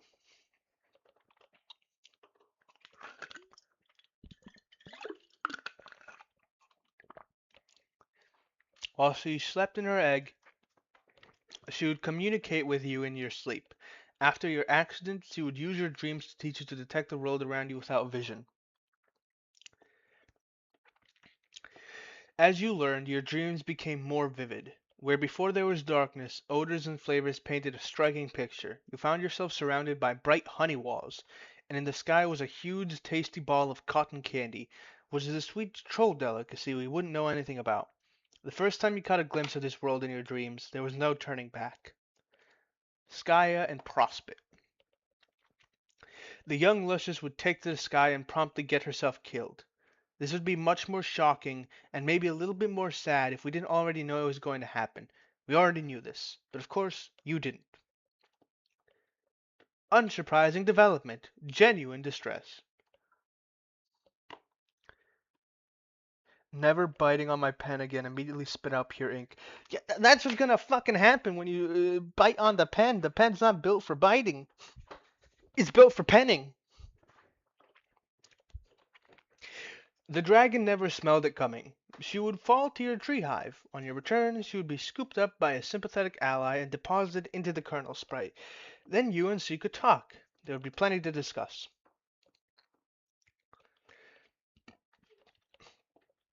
The Doomsday device would display the amount of time you had to get back to your hive and enter the medium before the forest was destroyed. At the time, it wouldn't occur to you to wonder whether the device was directly responsible for the apocalypse, or merely served as its precisely calibrated harbinger. And it certainly wouldn't occur to you to cast doubt on any perceived difference between those two things. It wouldn't until later, when you better understood the game you were about to play. Be the other girl.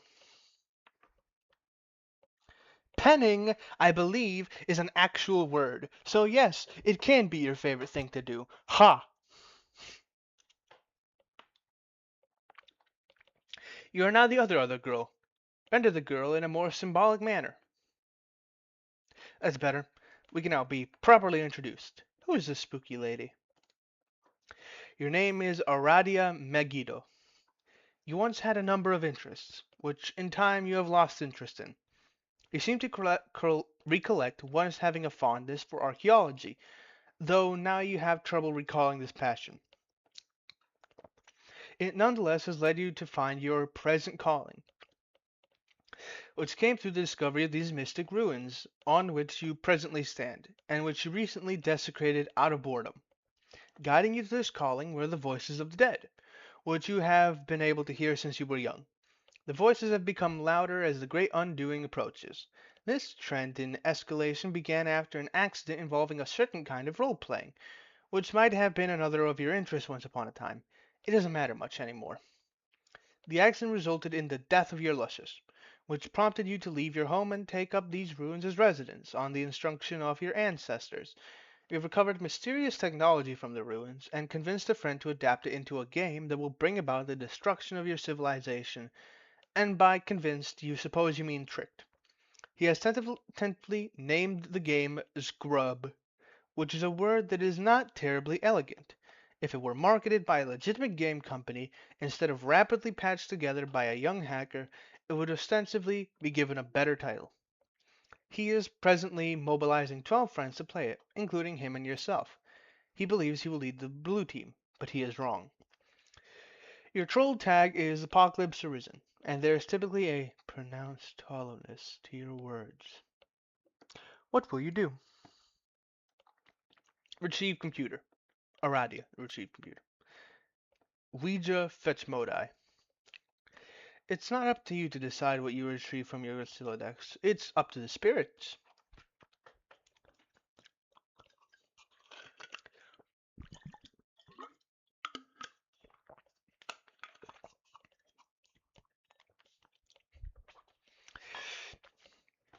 Looks like the spirits are being cooperative today, if a bit cryptic, as usual. Who's this douchebag? It can't be! You found this baffling artifact some time ago on one of your digs. The creature on its facade is completely mystifying. You have taken to using it as your primary computing device on account of its bizarre novelty, as well as convenient portability. So we're having time travel on top of the time travel within another plot of time travel. The Felt are really enjoying this. Oh, look who's bothering you again. She's always bugging you. Bugging and fussing and meddling. What's her deal? You guess it's flattering that she wants to talk to you so much, though. You're okay with it. You're okay with a lot of things. Humor GA. Grim Auxiliatrix began trolling Apocalypse Arisen. Hi again, Aradia. Oh no. So I guess tonight is the night you blow everything up? Hmm? Is there anything I can do to change your mind? No. Or yes. Yes, there's nothing. And no, you can't. But you shouldn't pretend as if you believe this has anything to do with the state of my mind, or the decisions it'll make or has already made. Yeah, I guess not. I thought it'd be friendly, though, and remind you that you do in fact have a hand in all the terrible things that are about to happen. Because that's what friends are for. And the fact that what ensues will be terrible is an immutable fact I am stating for the record. And the fact that we will not be on the same team is similarly immutable. It does not mean that teamwork is what isn't taking place here. Sorry, I didn't follow that. I'll be here to help if you need me. Okay, thanks.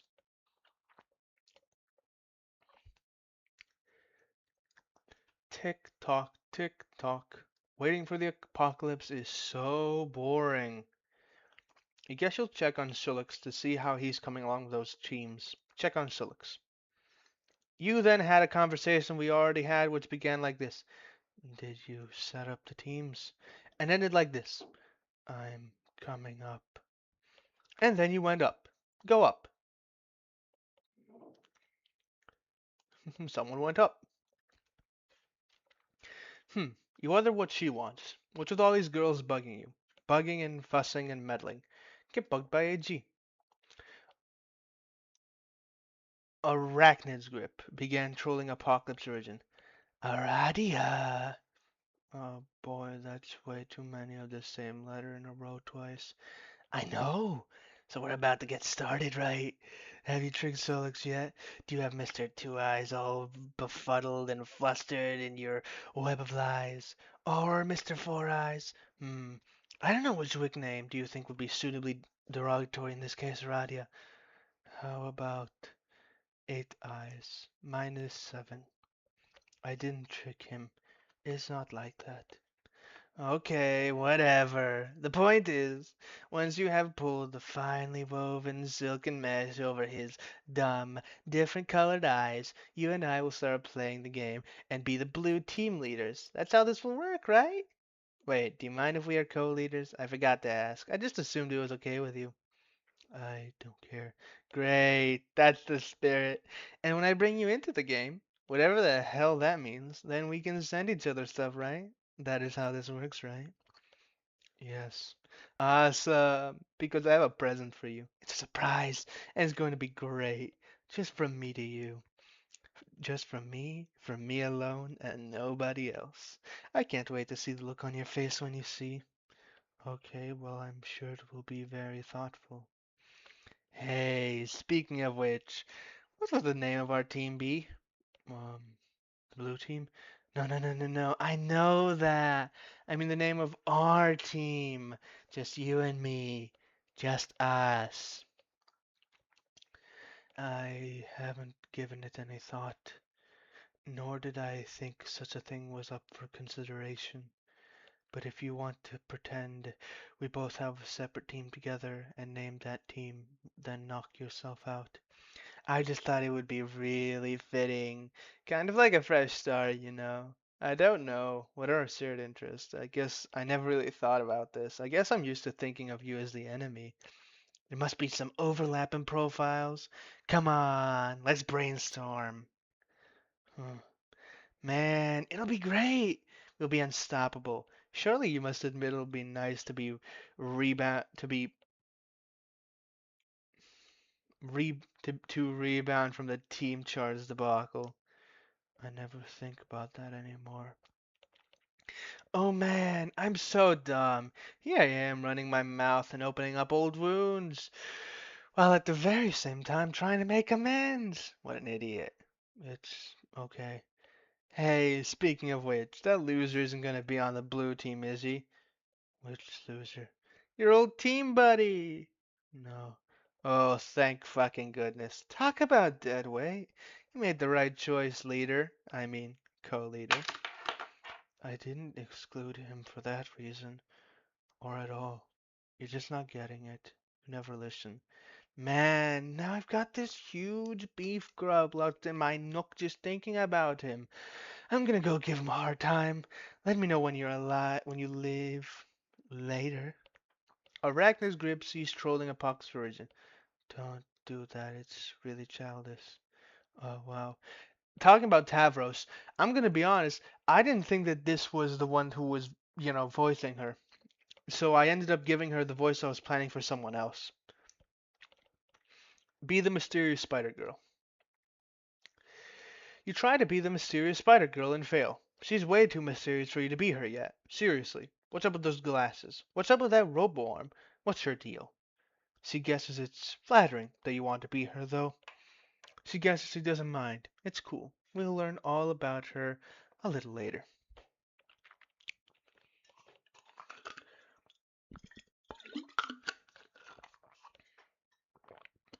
Aradia, I would like to apologize. I flew off the handle there.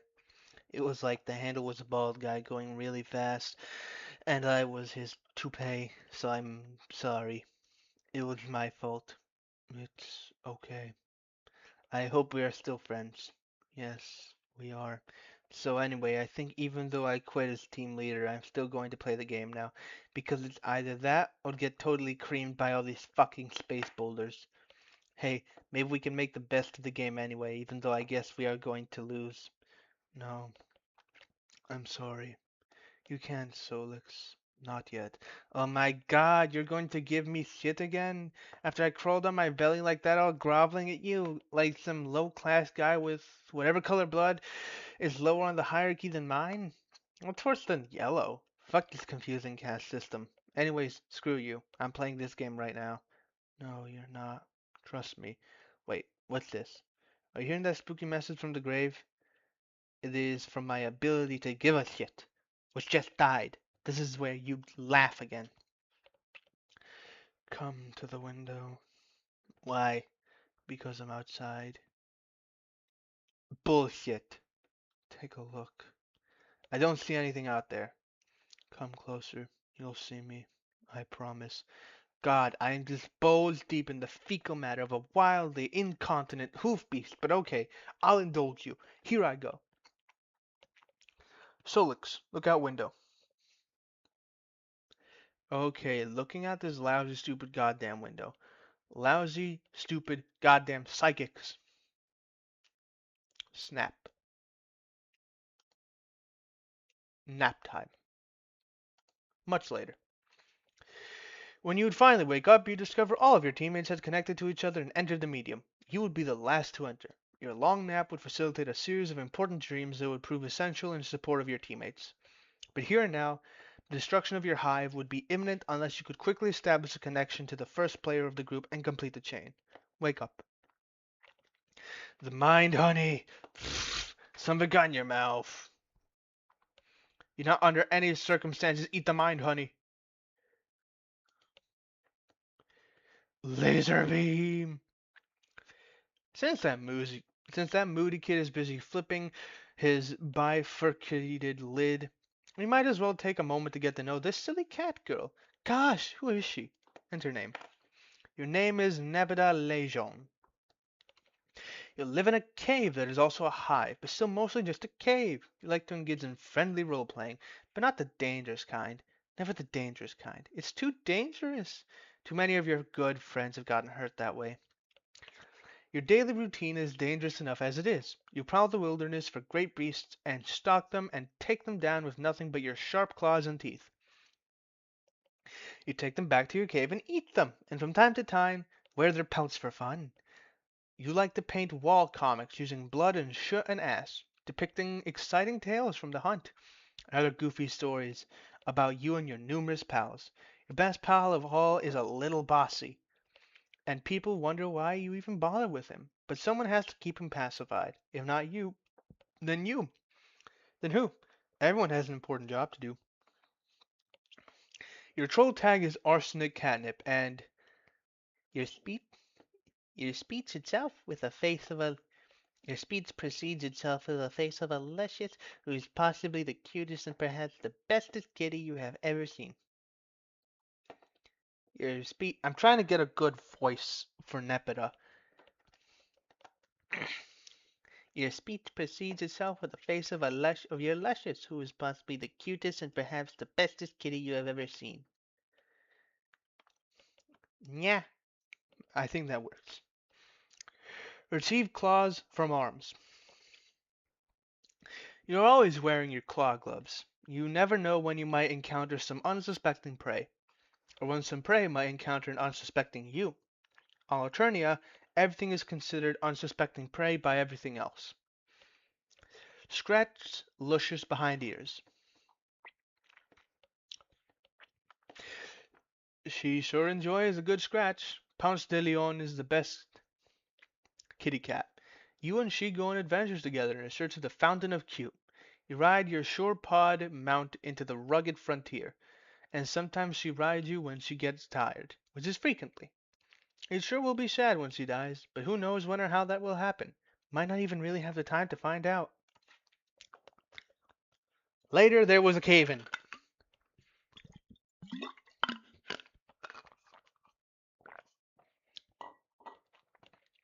Examine computer. You saunter over to your drawing tablet computer. You use this to draw on a computer. It would be cool if this could somehow be adapted to serve as a fetch modus as well. That would be so much more fun than the frustrating one you're using now.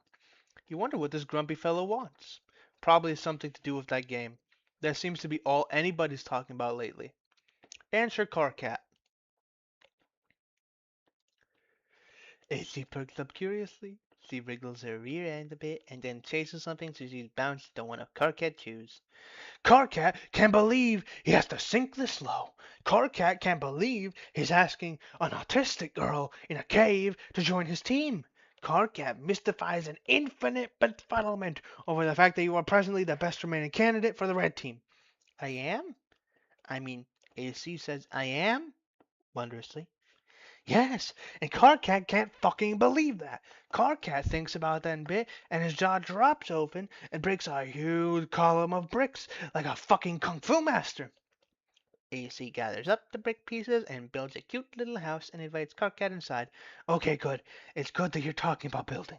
Even if it's in the most inane possible context, you're going to be doing a lot of it. Yes, that sounds fun. Okay, what do I do? Okay, briefing. Me, Terezi, Gamzee, and Tavros are all playing now. The connection order is AT, TC, GC, CG. We need someone to connect the Toreador and get him in the game.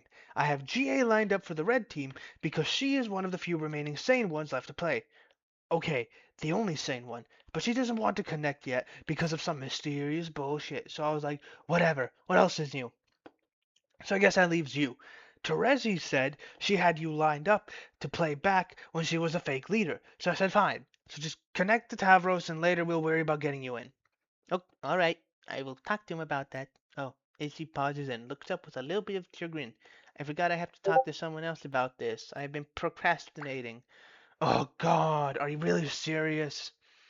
It's not that big of a deal. This boggles my mind. How can you be best friends with the only guy on the planet who's a bigger asshole than me? He's not so bad. He's scum. But do whatever you've got to do, I guess. Tavros is waiting. Consult with friend on the matter.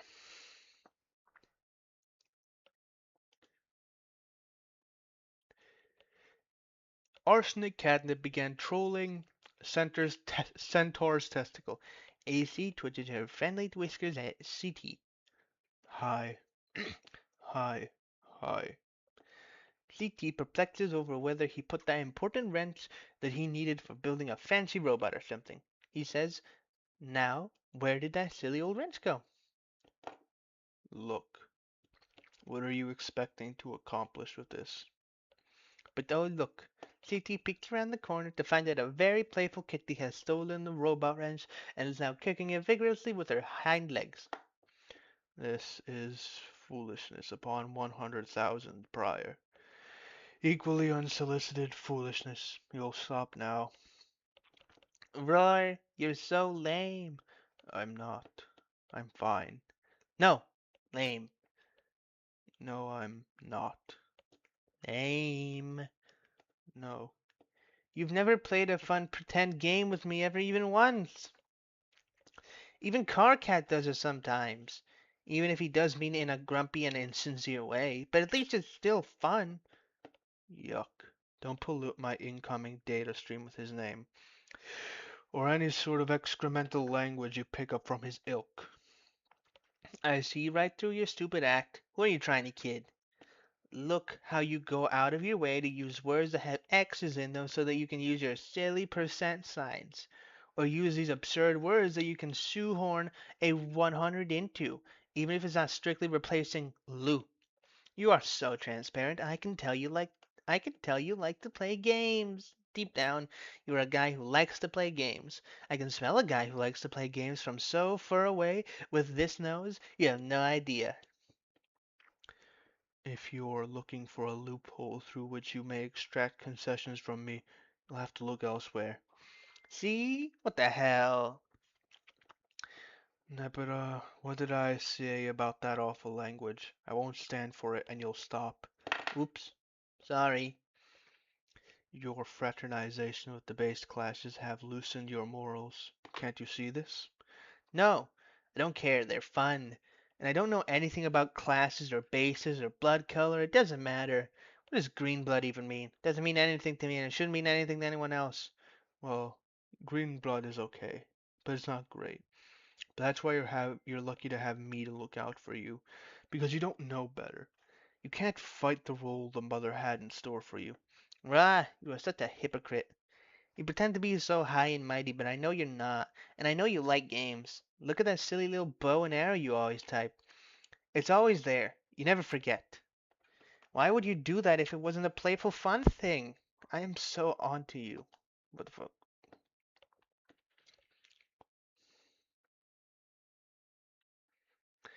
My bow and arrow are highly dignified symbols. Lol. BS.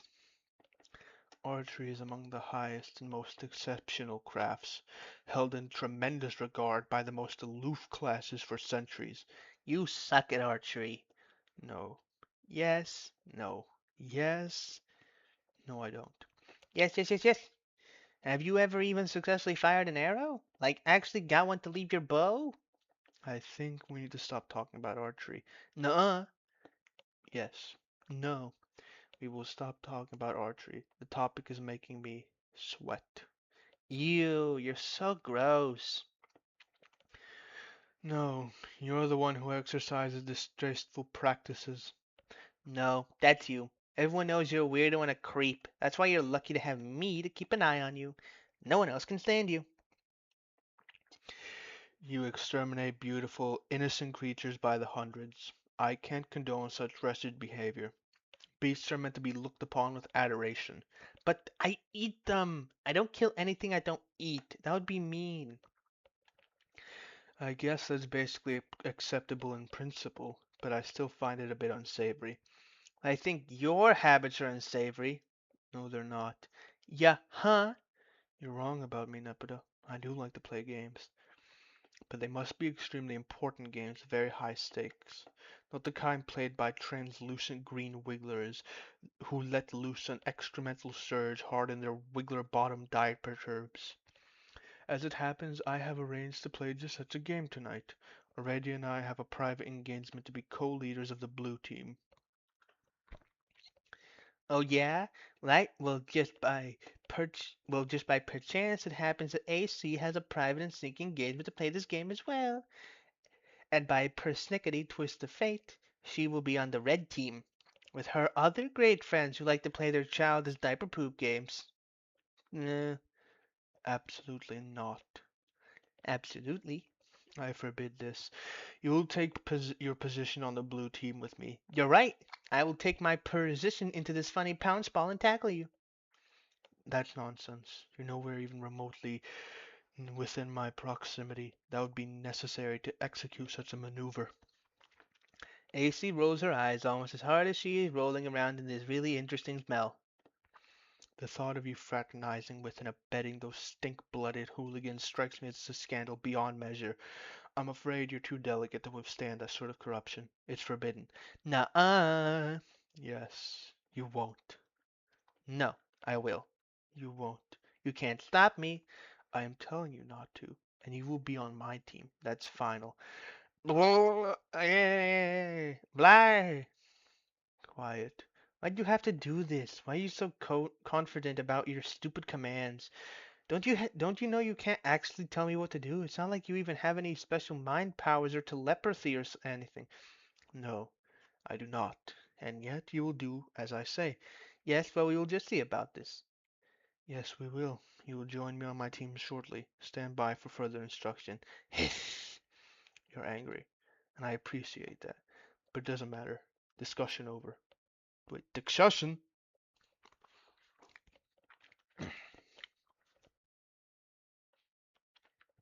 Give Tavros the bad news.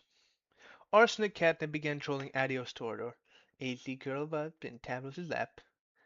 Okay. Fuck. I can't do the voice now. Fuck.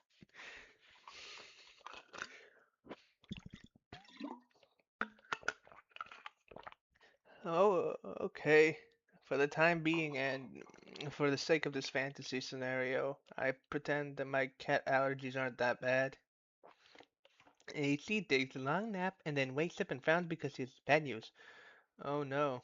Is what I say about the bad news not the nap? Tavros, I'm sorry I can't be on your team. I'm not allowed. Oh, that's okay. I guess he said no then. Yes, unfortunately. Bragham's so mad. It's probably for the best that you listen to him. I don't know. You think so? Well, if you didn't listen to him before, you might have played games with us before, and something bad might have happened to you. Hmm. Perhaps. But I still feel bad. I'll find another player. It's not a big deal. Good luck being on the blue team. Okay, thanks. You fondly recall your days of far more intensive role playing. It seems like so long ago. Aside from a few unfortunate moments, it was a lot of fun. If you had to do it all over again, you suppose you would select better company.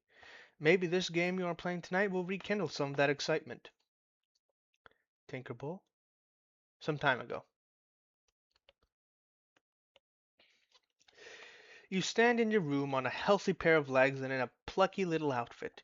You are a low-level boy skylark, and you wield an inexpensive dagger lance, which is the closest thing to a jousting lance you can wield that is still compatible with your favorite class. You're about to play a popular game called Flarp, which, unlike most games published by major developers, was given a graceful and aesthetically pleasing name. It's a title under the extreme role playing genre, and playing it without caution can have serious real world consequences. But that's what makes it fun. When you activate Flarb's Grub, the campaign programmed for tonight will begin. Team Charge will duel Team Scourge as usual. This is going to be great. Contact fellow Team Charge member. Adios Toreador began trolling Apocalypse Vision. Alrighty, my grub is laying now, so it'll be ready soon. Cool. Mine too. I don't know where Terezi is though. She's running late. Oh, should we wait? No, I'll be here clouding her campaign for her regardless, with or without her. Her loss, if she doesn't make it, it'll give you a chance to gain some ground. Okay. You picked a tough class, Tavros. None of the really useful combat abilities come into play until you reach a very high level, but I suppose it'll be rewarding when you get there. Yeah, I think you're right, but it's the class I think is most fun, and battle skill is not all there is to being a great adventurer. I couldn't agree more. You might be the only flarper in the world who really understands the true spirit of the game. Everyone else is so aggressive and treasure hungry, but that's what makes beating them all the more satisfying. Yeah, I guess. Remember, your Clouder isn't going to pull any punches tonight. Don't fall for her mind games.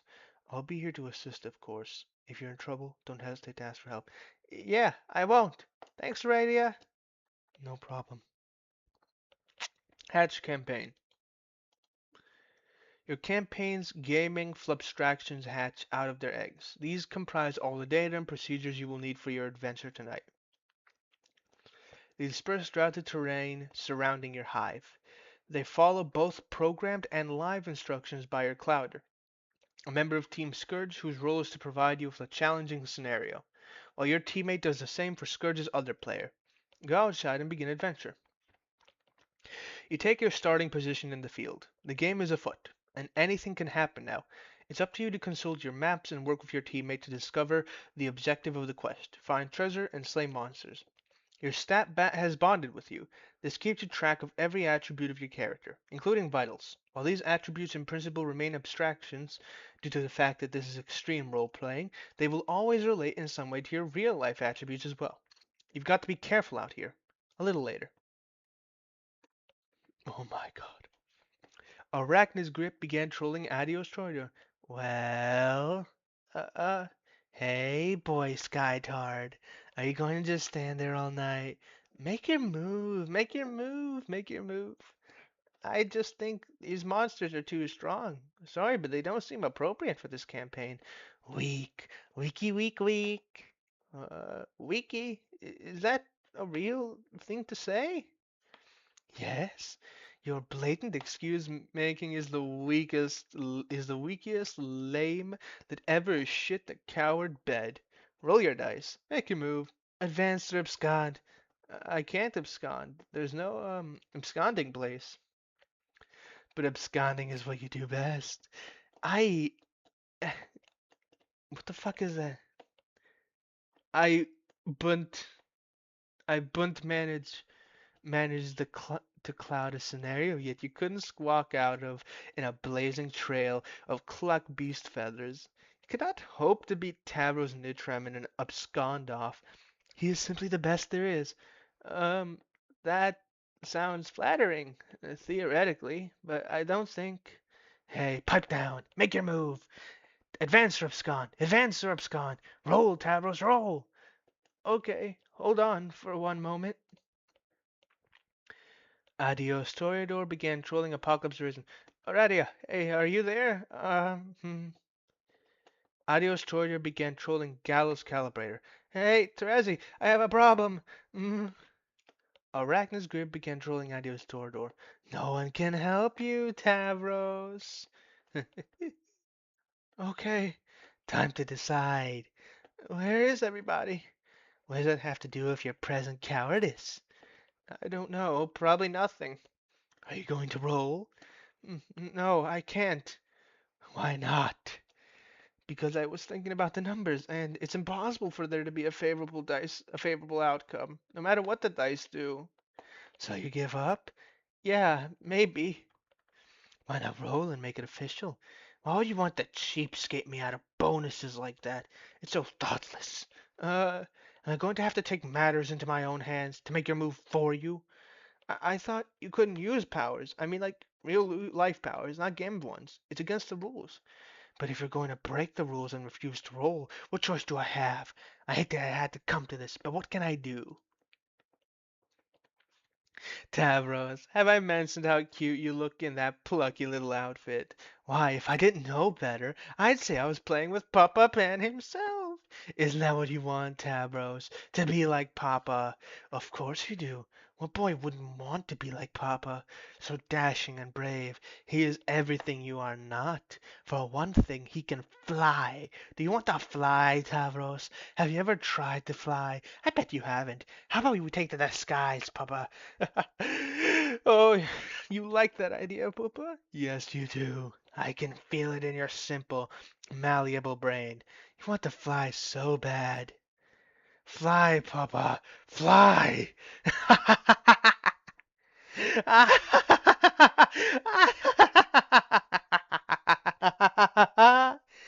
Adios, Toria, dumbass! Arachnid's grip ceased trolling Adios Toreador. Just jumped off a cliff. But my brain, my legs also, and now they feel invisible. Well, I'm sure there was a better way to say that. Anyway, that's really all there is to report on the subject on me getting hurt. Hey, asshole! Stop playing games for girls! Carcinogeneticist ceased trolling Adios Toreador. Back in the present. But not too far into the present. Right around this moment, with Carcat and the toilet, during a conversation we have already read, which ended like this. Oh boy, you need to get with the program, Carcat. Have you talked to AA? 4-4? 4 for a what? Apocalypse Arisen, sorry. No, of course not. Or T4? Or TA? AG? I guess? Or CA? Really, there's like this whole conspiracy about this, as I'm finding out. Well, why don't you just tell me so I don't have to talk to any of those double talking assholes? I can't. Gotta step out of the tree for a moment. When I come back, I'll enter the game. See ya. Gallows Calibrator ceased trolling carcinogeneticist. Arachnid's grip began trolling carcinogeneticist. Psst. Hey, brave leader. Oh my god, why are you talking to me? Can I join your team? Yes, I'm glad you asked, because there's a wide open slot for the most vile, backstabbing, sociopath who ever lived. You really helped me out of a jam by stepping forward. Vile, backstabbing sociopath. Carcat, did you copy paste that phrase directly from your personal ad describing what you are looking for in a lady? More cagey, cutesy bullshit.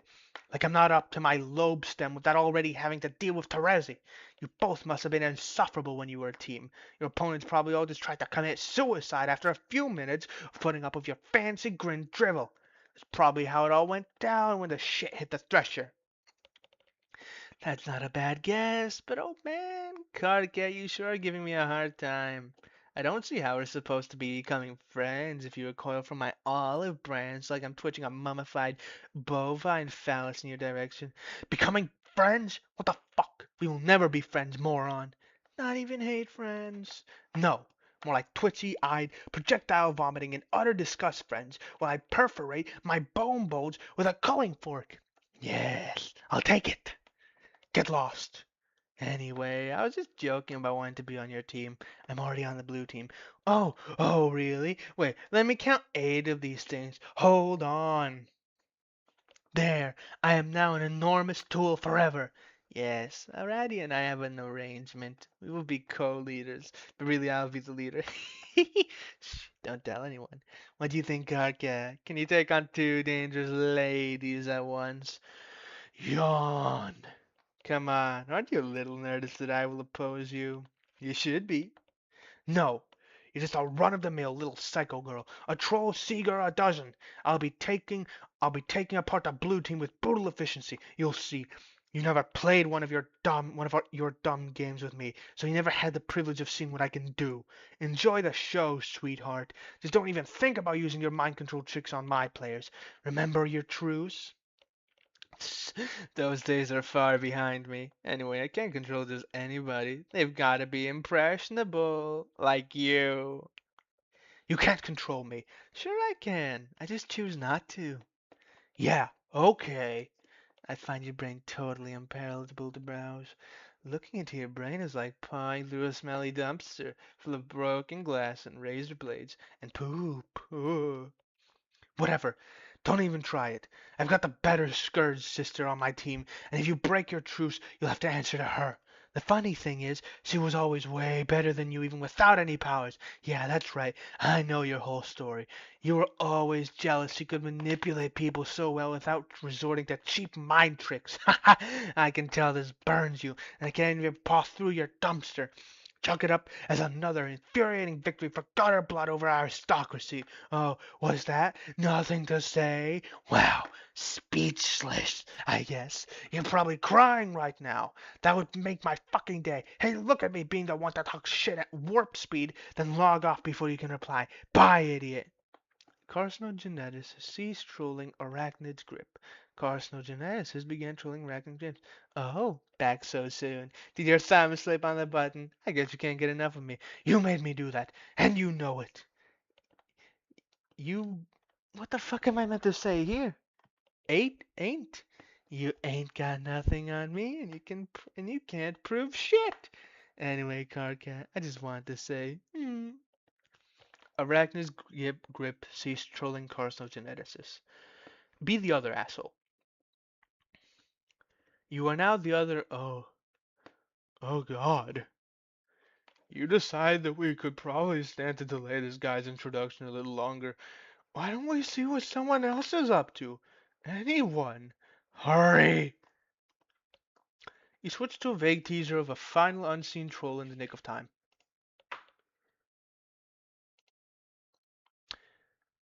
Aradia, go home. You head back to your hive to get the blue team session started. It's been a while. You revisit the remains of your quaint rural hive.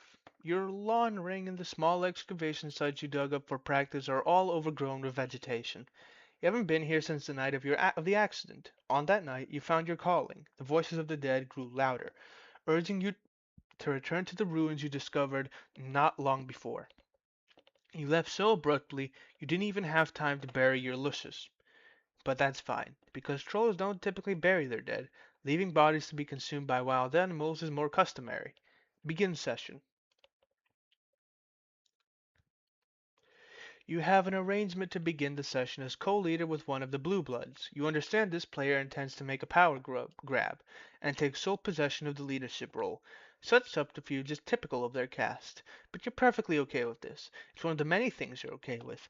You allow your co-player to take the lead and enter the medium first. You understand that the leadership role is essentially meaningless, aside from offering the distinction of being the first player to enter.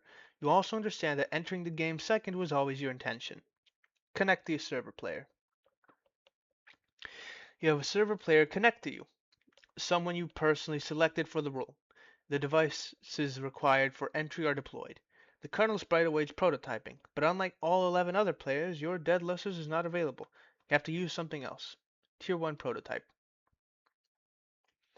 Prototyping with the frog head before entering the medium would prove to be critical for later success. Just another of many assurances whispered by the dead. You've long since stopped questioning them, or doubting the future significance of even spontaneous acts of frivolous desecration. Compelling your non-plus server player to perform this task might have proven difficult.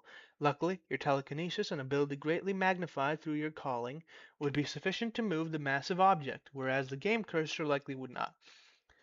Your server player simply watched in mystification.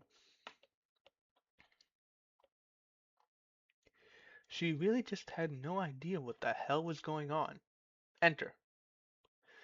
You enter the medium, and taking your place in the land of quartz and melody as the Maid of Time. Meanwhile, your client player has been exploring another world.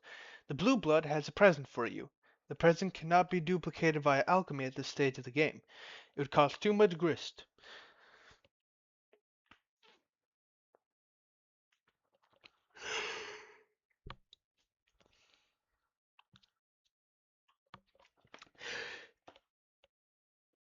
detail which this player had not been aware of.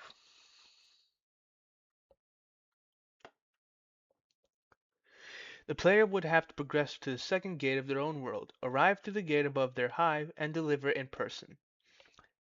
Facilitating this delivery was one of the reasons why it was important for you to enter second. Your server player's confusion is only in part due to the learning of the ropes of the new game. There is a more significant reason for her befuddlement. While she followed your advice and went through the simple motions of game setup, at no point were you visible on her monitor. She saw your damaged hive, she saw the alchemiter and other devices she deployed, she saw the strange computing device on the floor, bearing the visage of a species she didn't recognize, she even saw a great big stone frog head fly through the air all by itself, and become the frog sprite. And though she would ask why, and you would always delay the answer, the fact remained. She couldn't see you. Tier 2 prototype. She couldn't see you until the moment after the sprite's second prototyping. Because you were dead all along. We are all completely blown away by this stunning revelation. Wow, dead? Really? Like a ghost? Huh. Interrogate Frog Girl. Frog Girl. Aladia, I can see you. That is you, right? Yes. Why are you floating frog all of a sudden? I'm dead. My spirit merged with the frog sprite. Wow, dead? Really?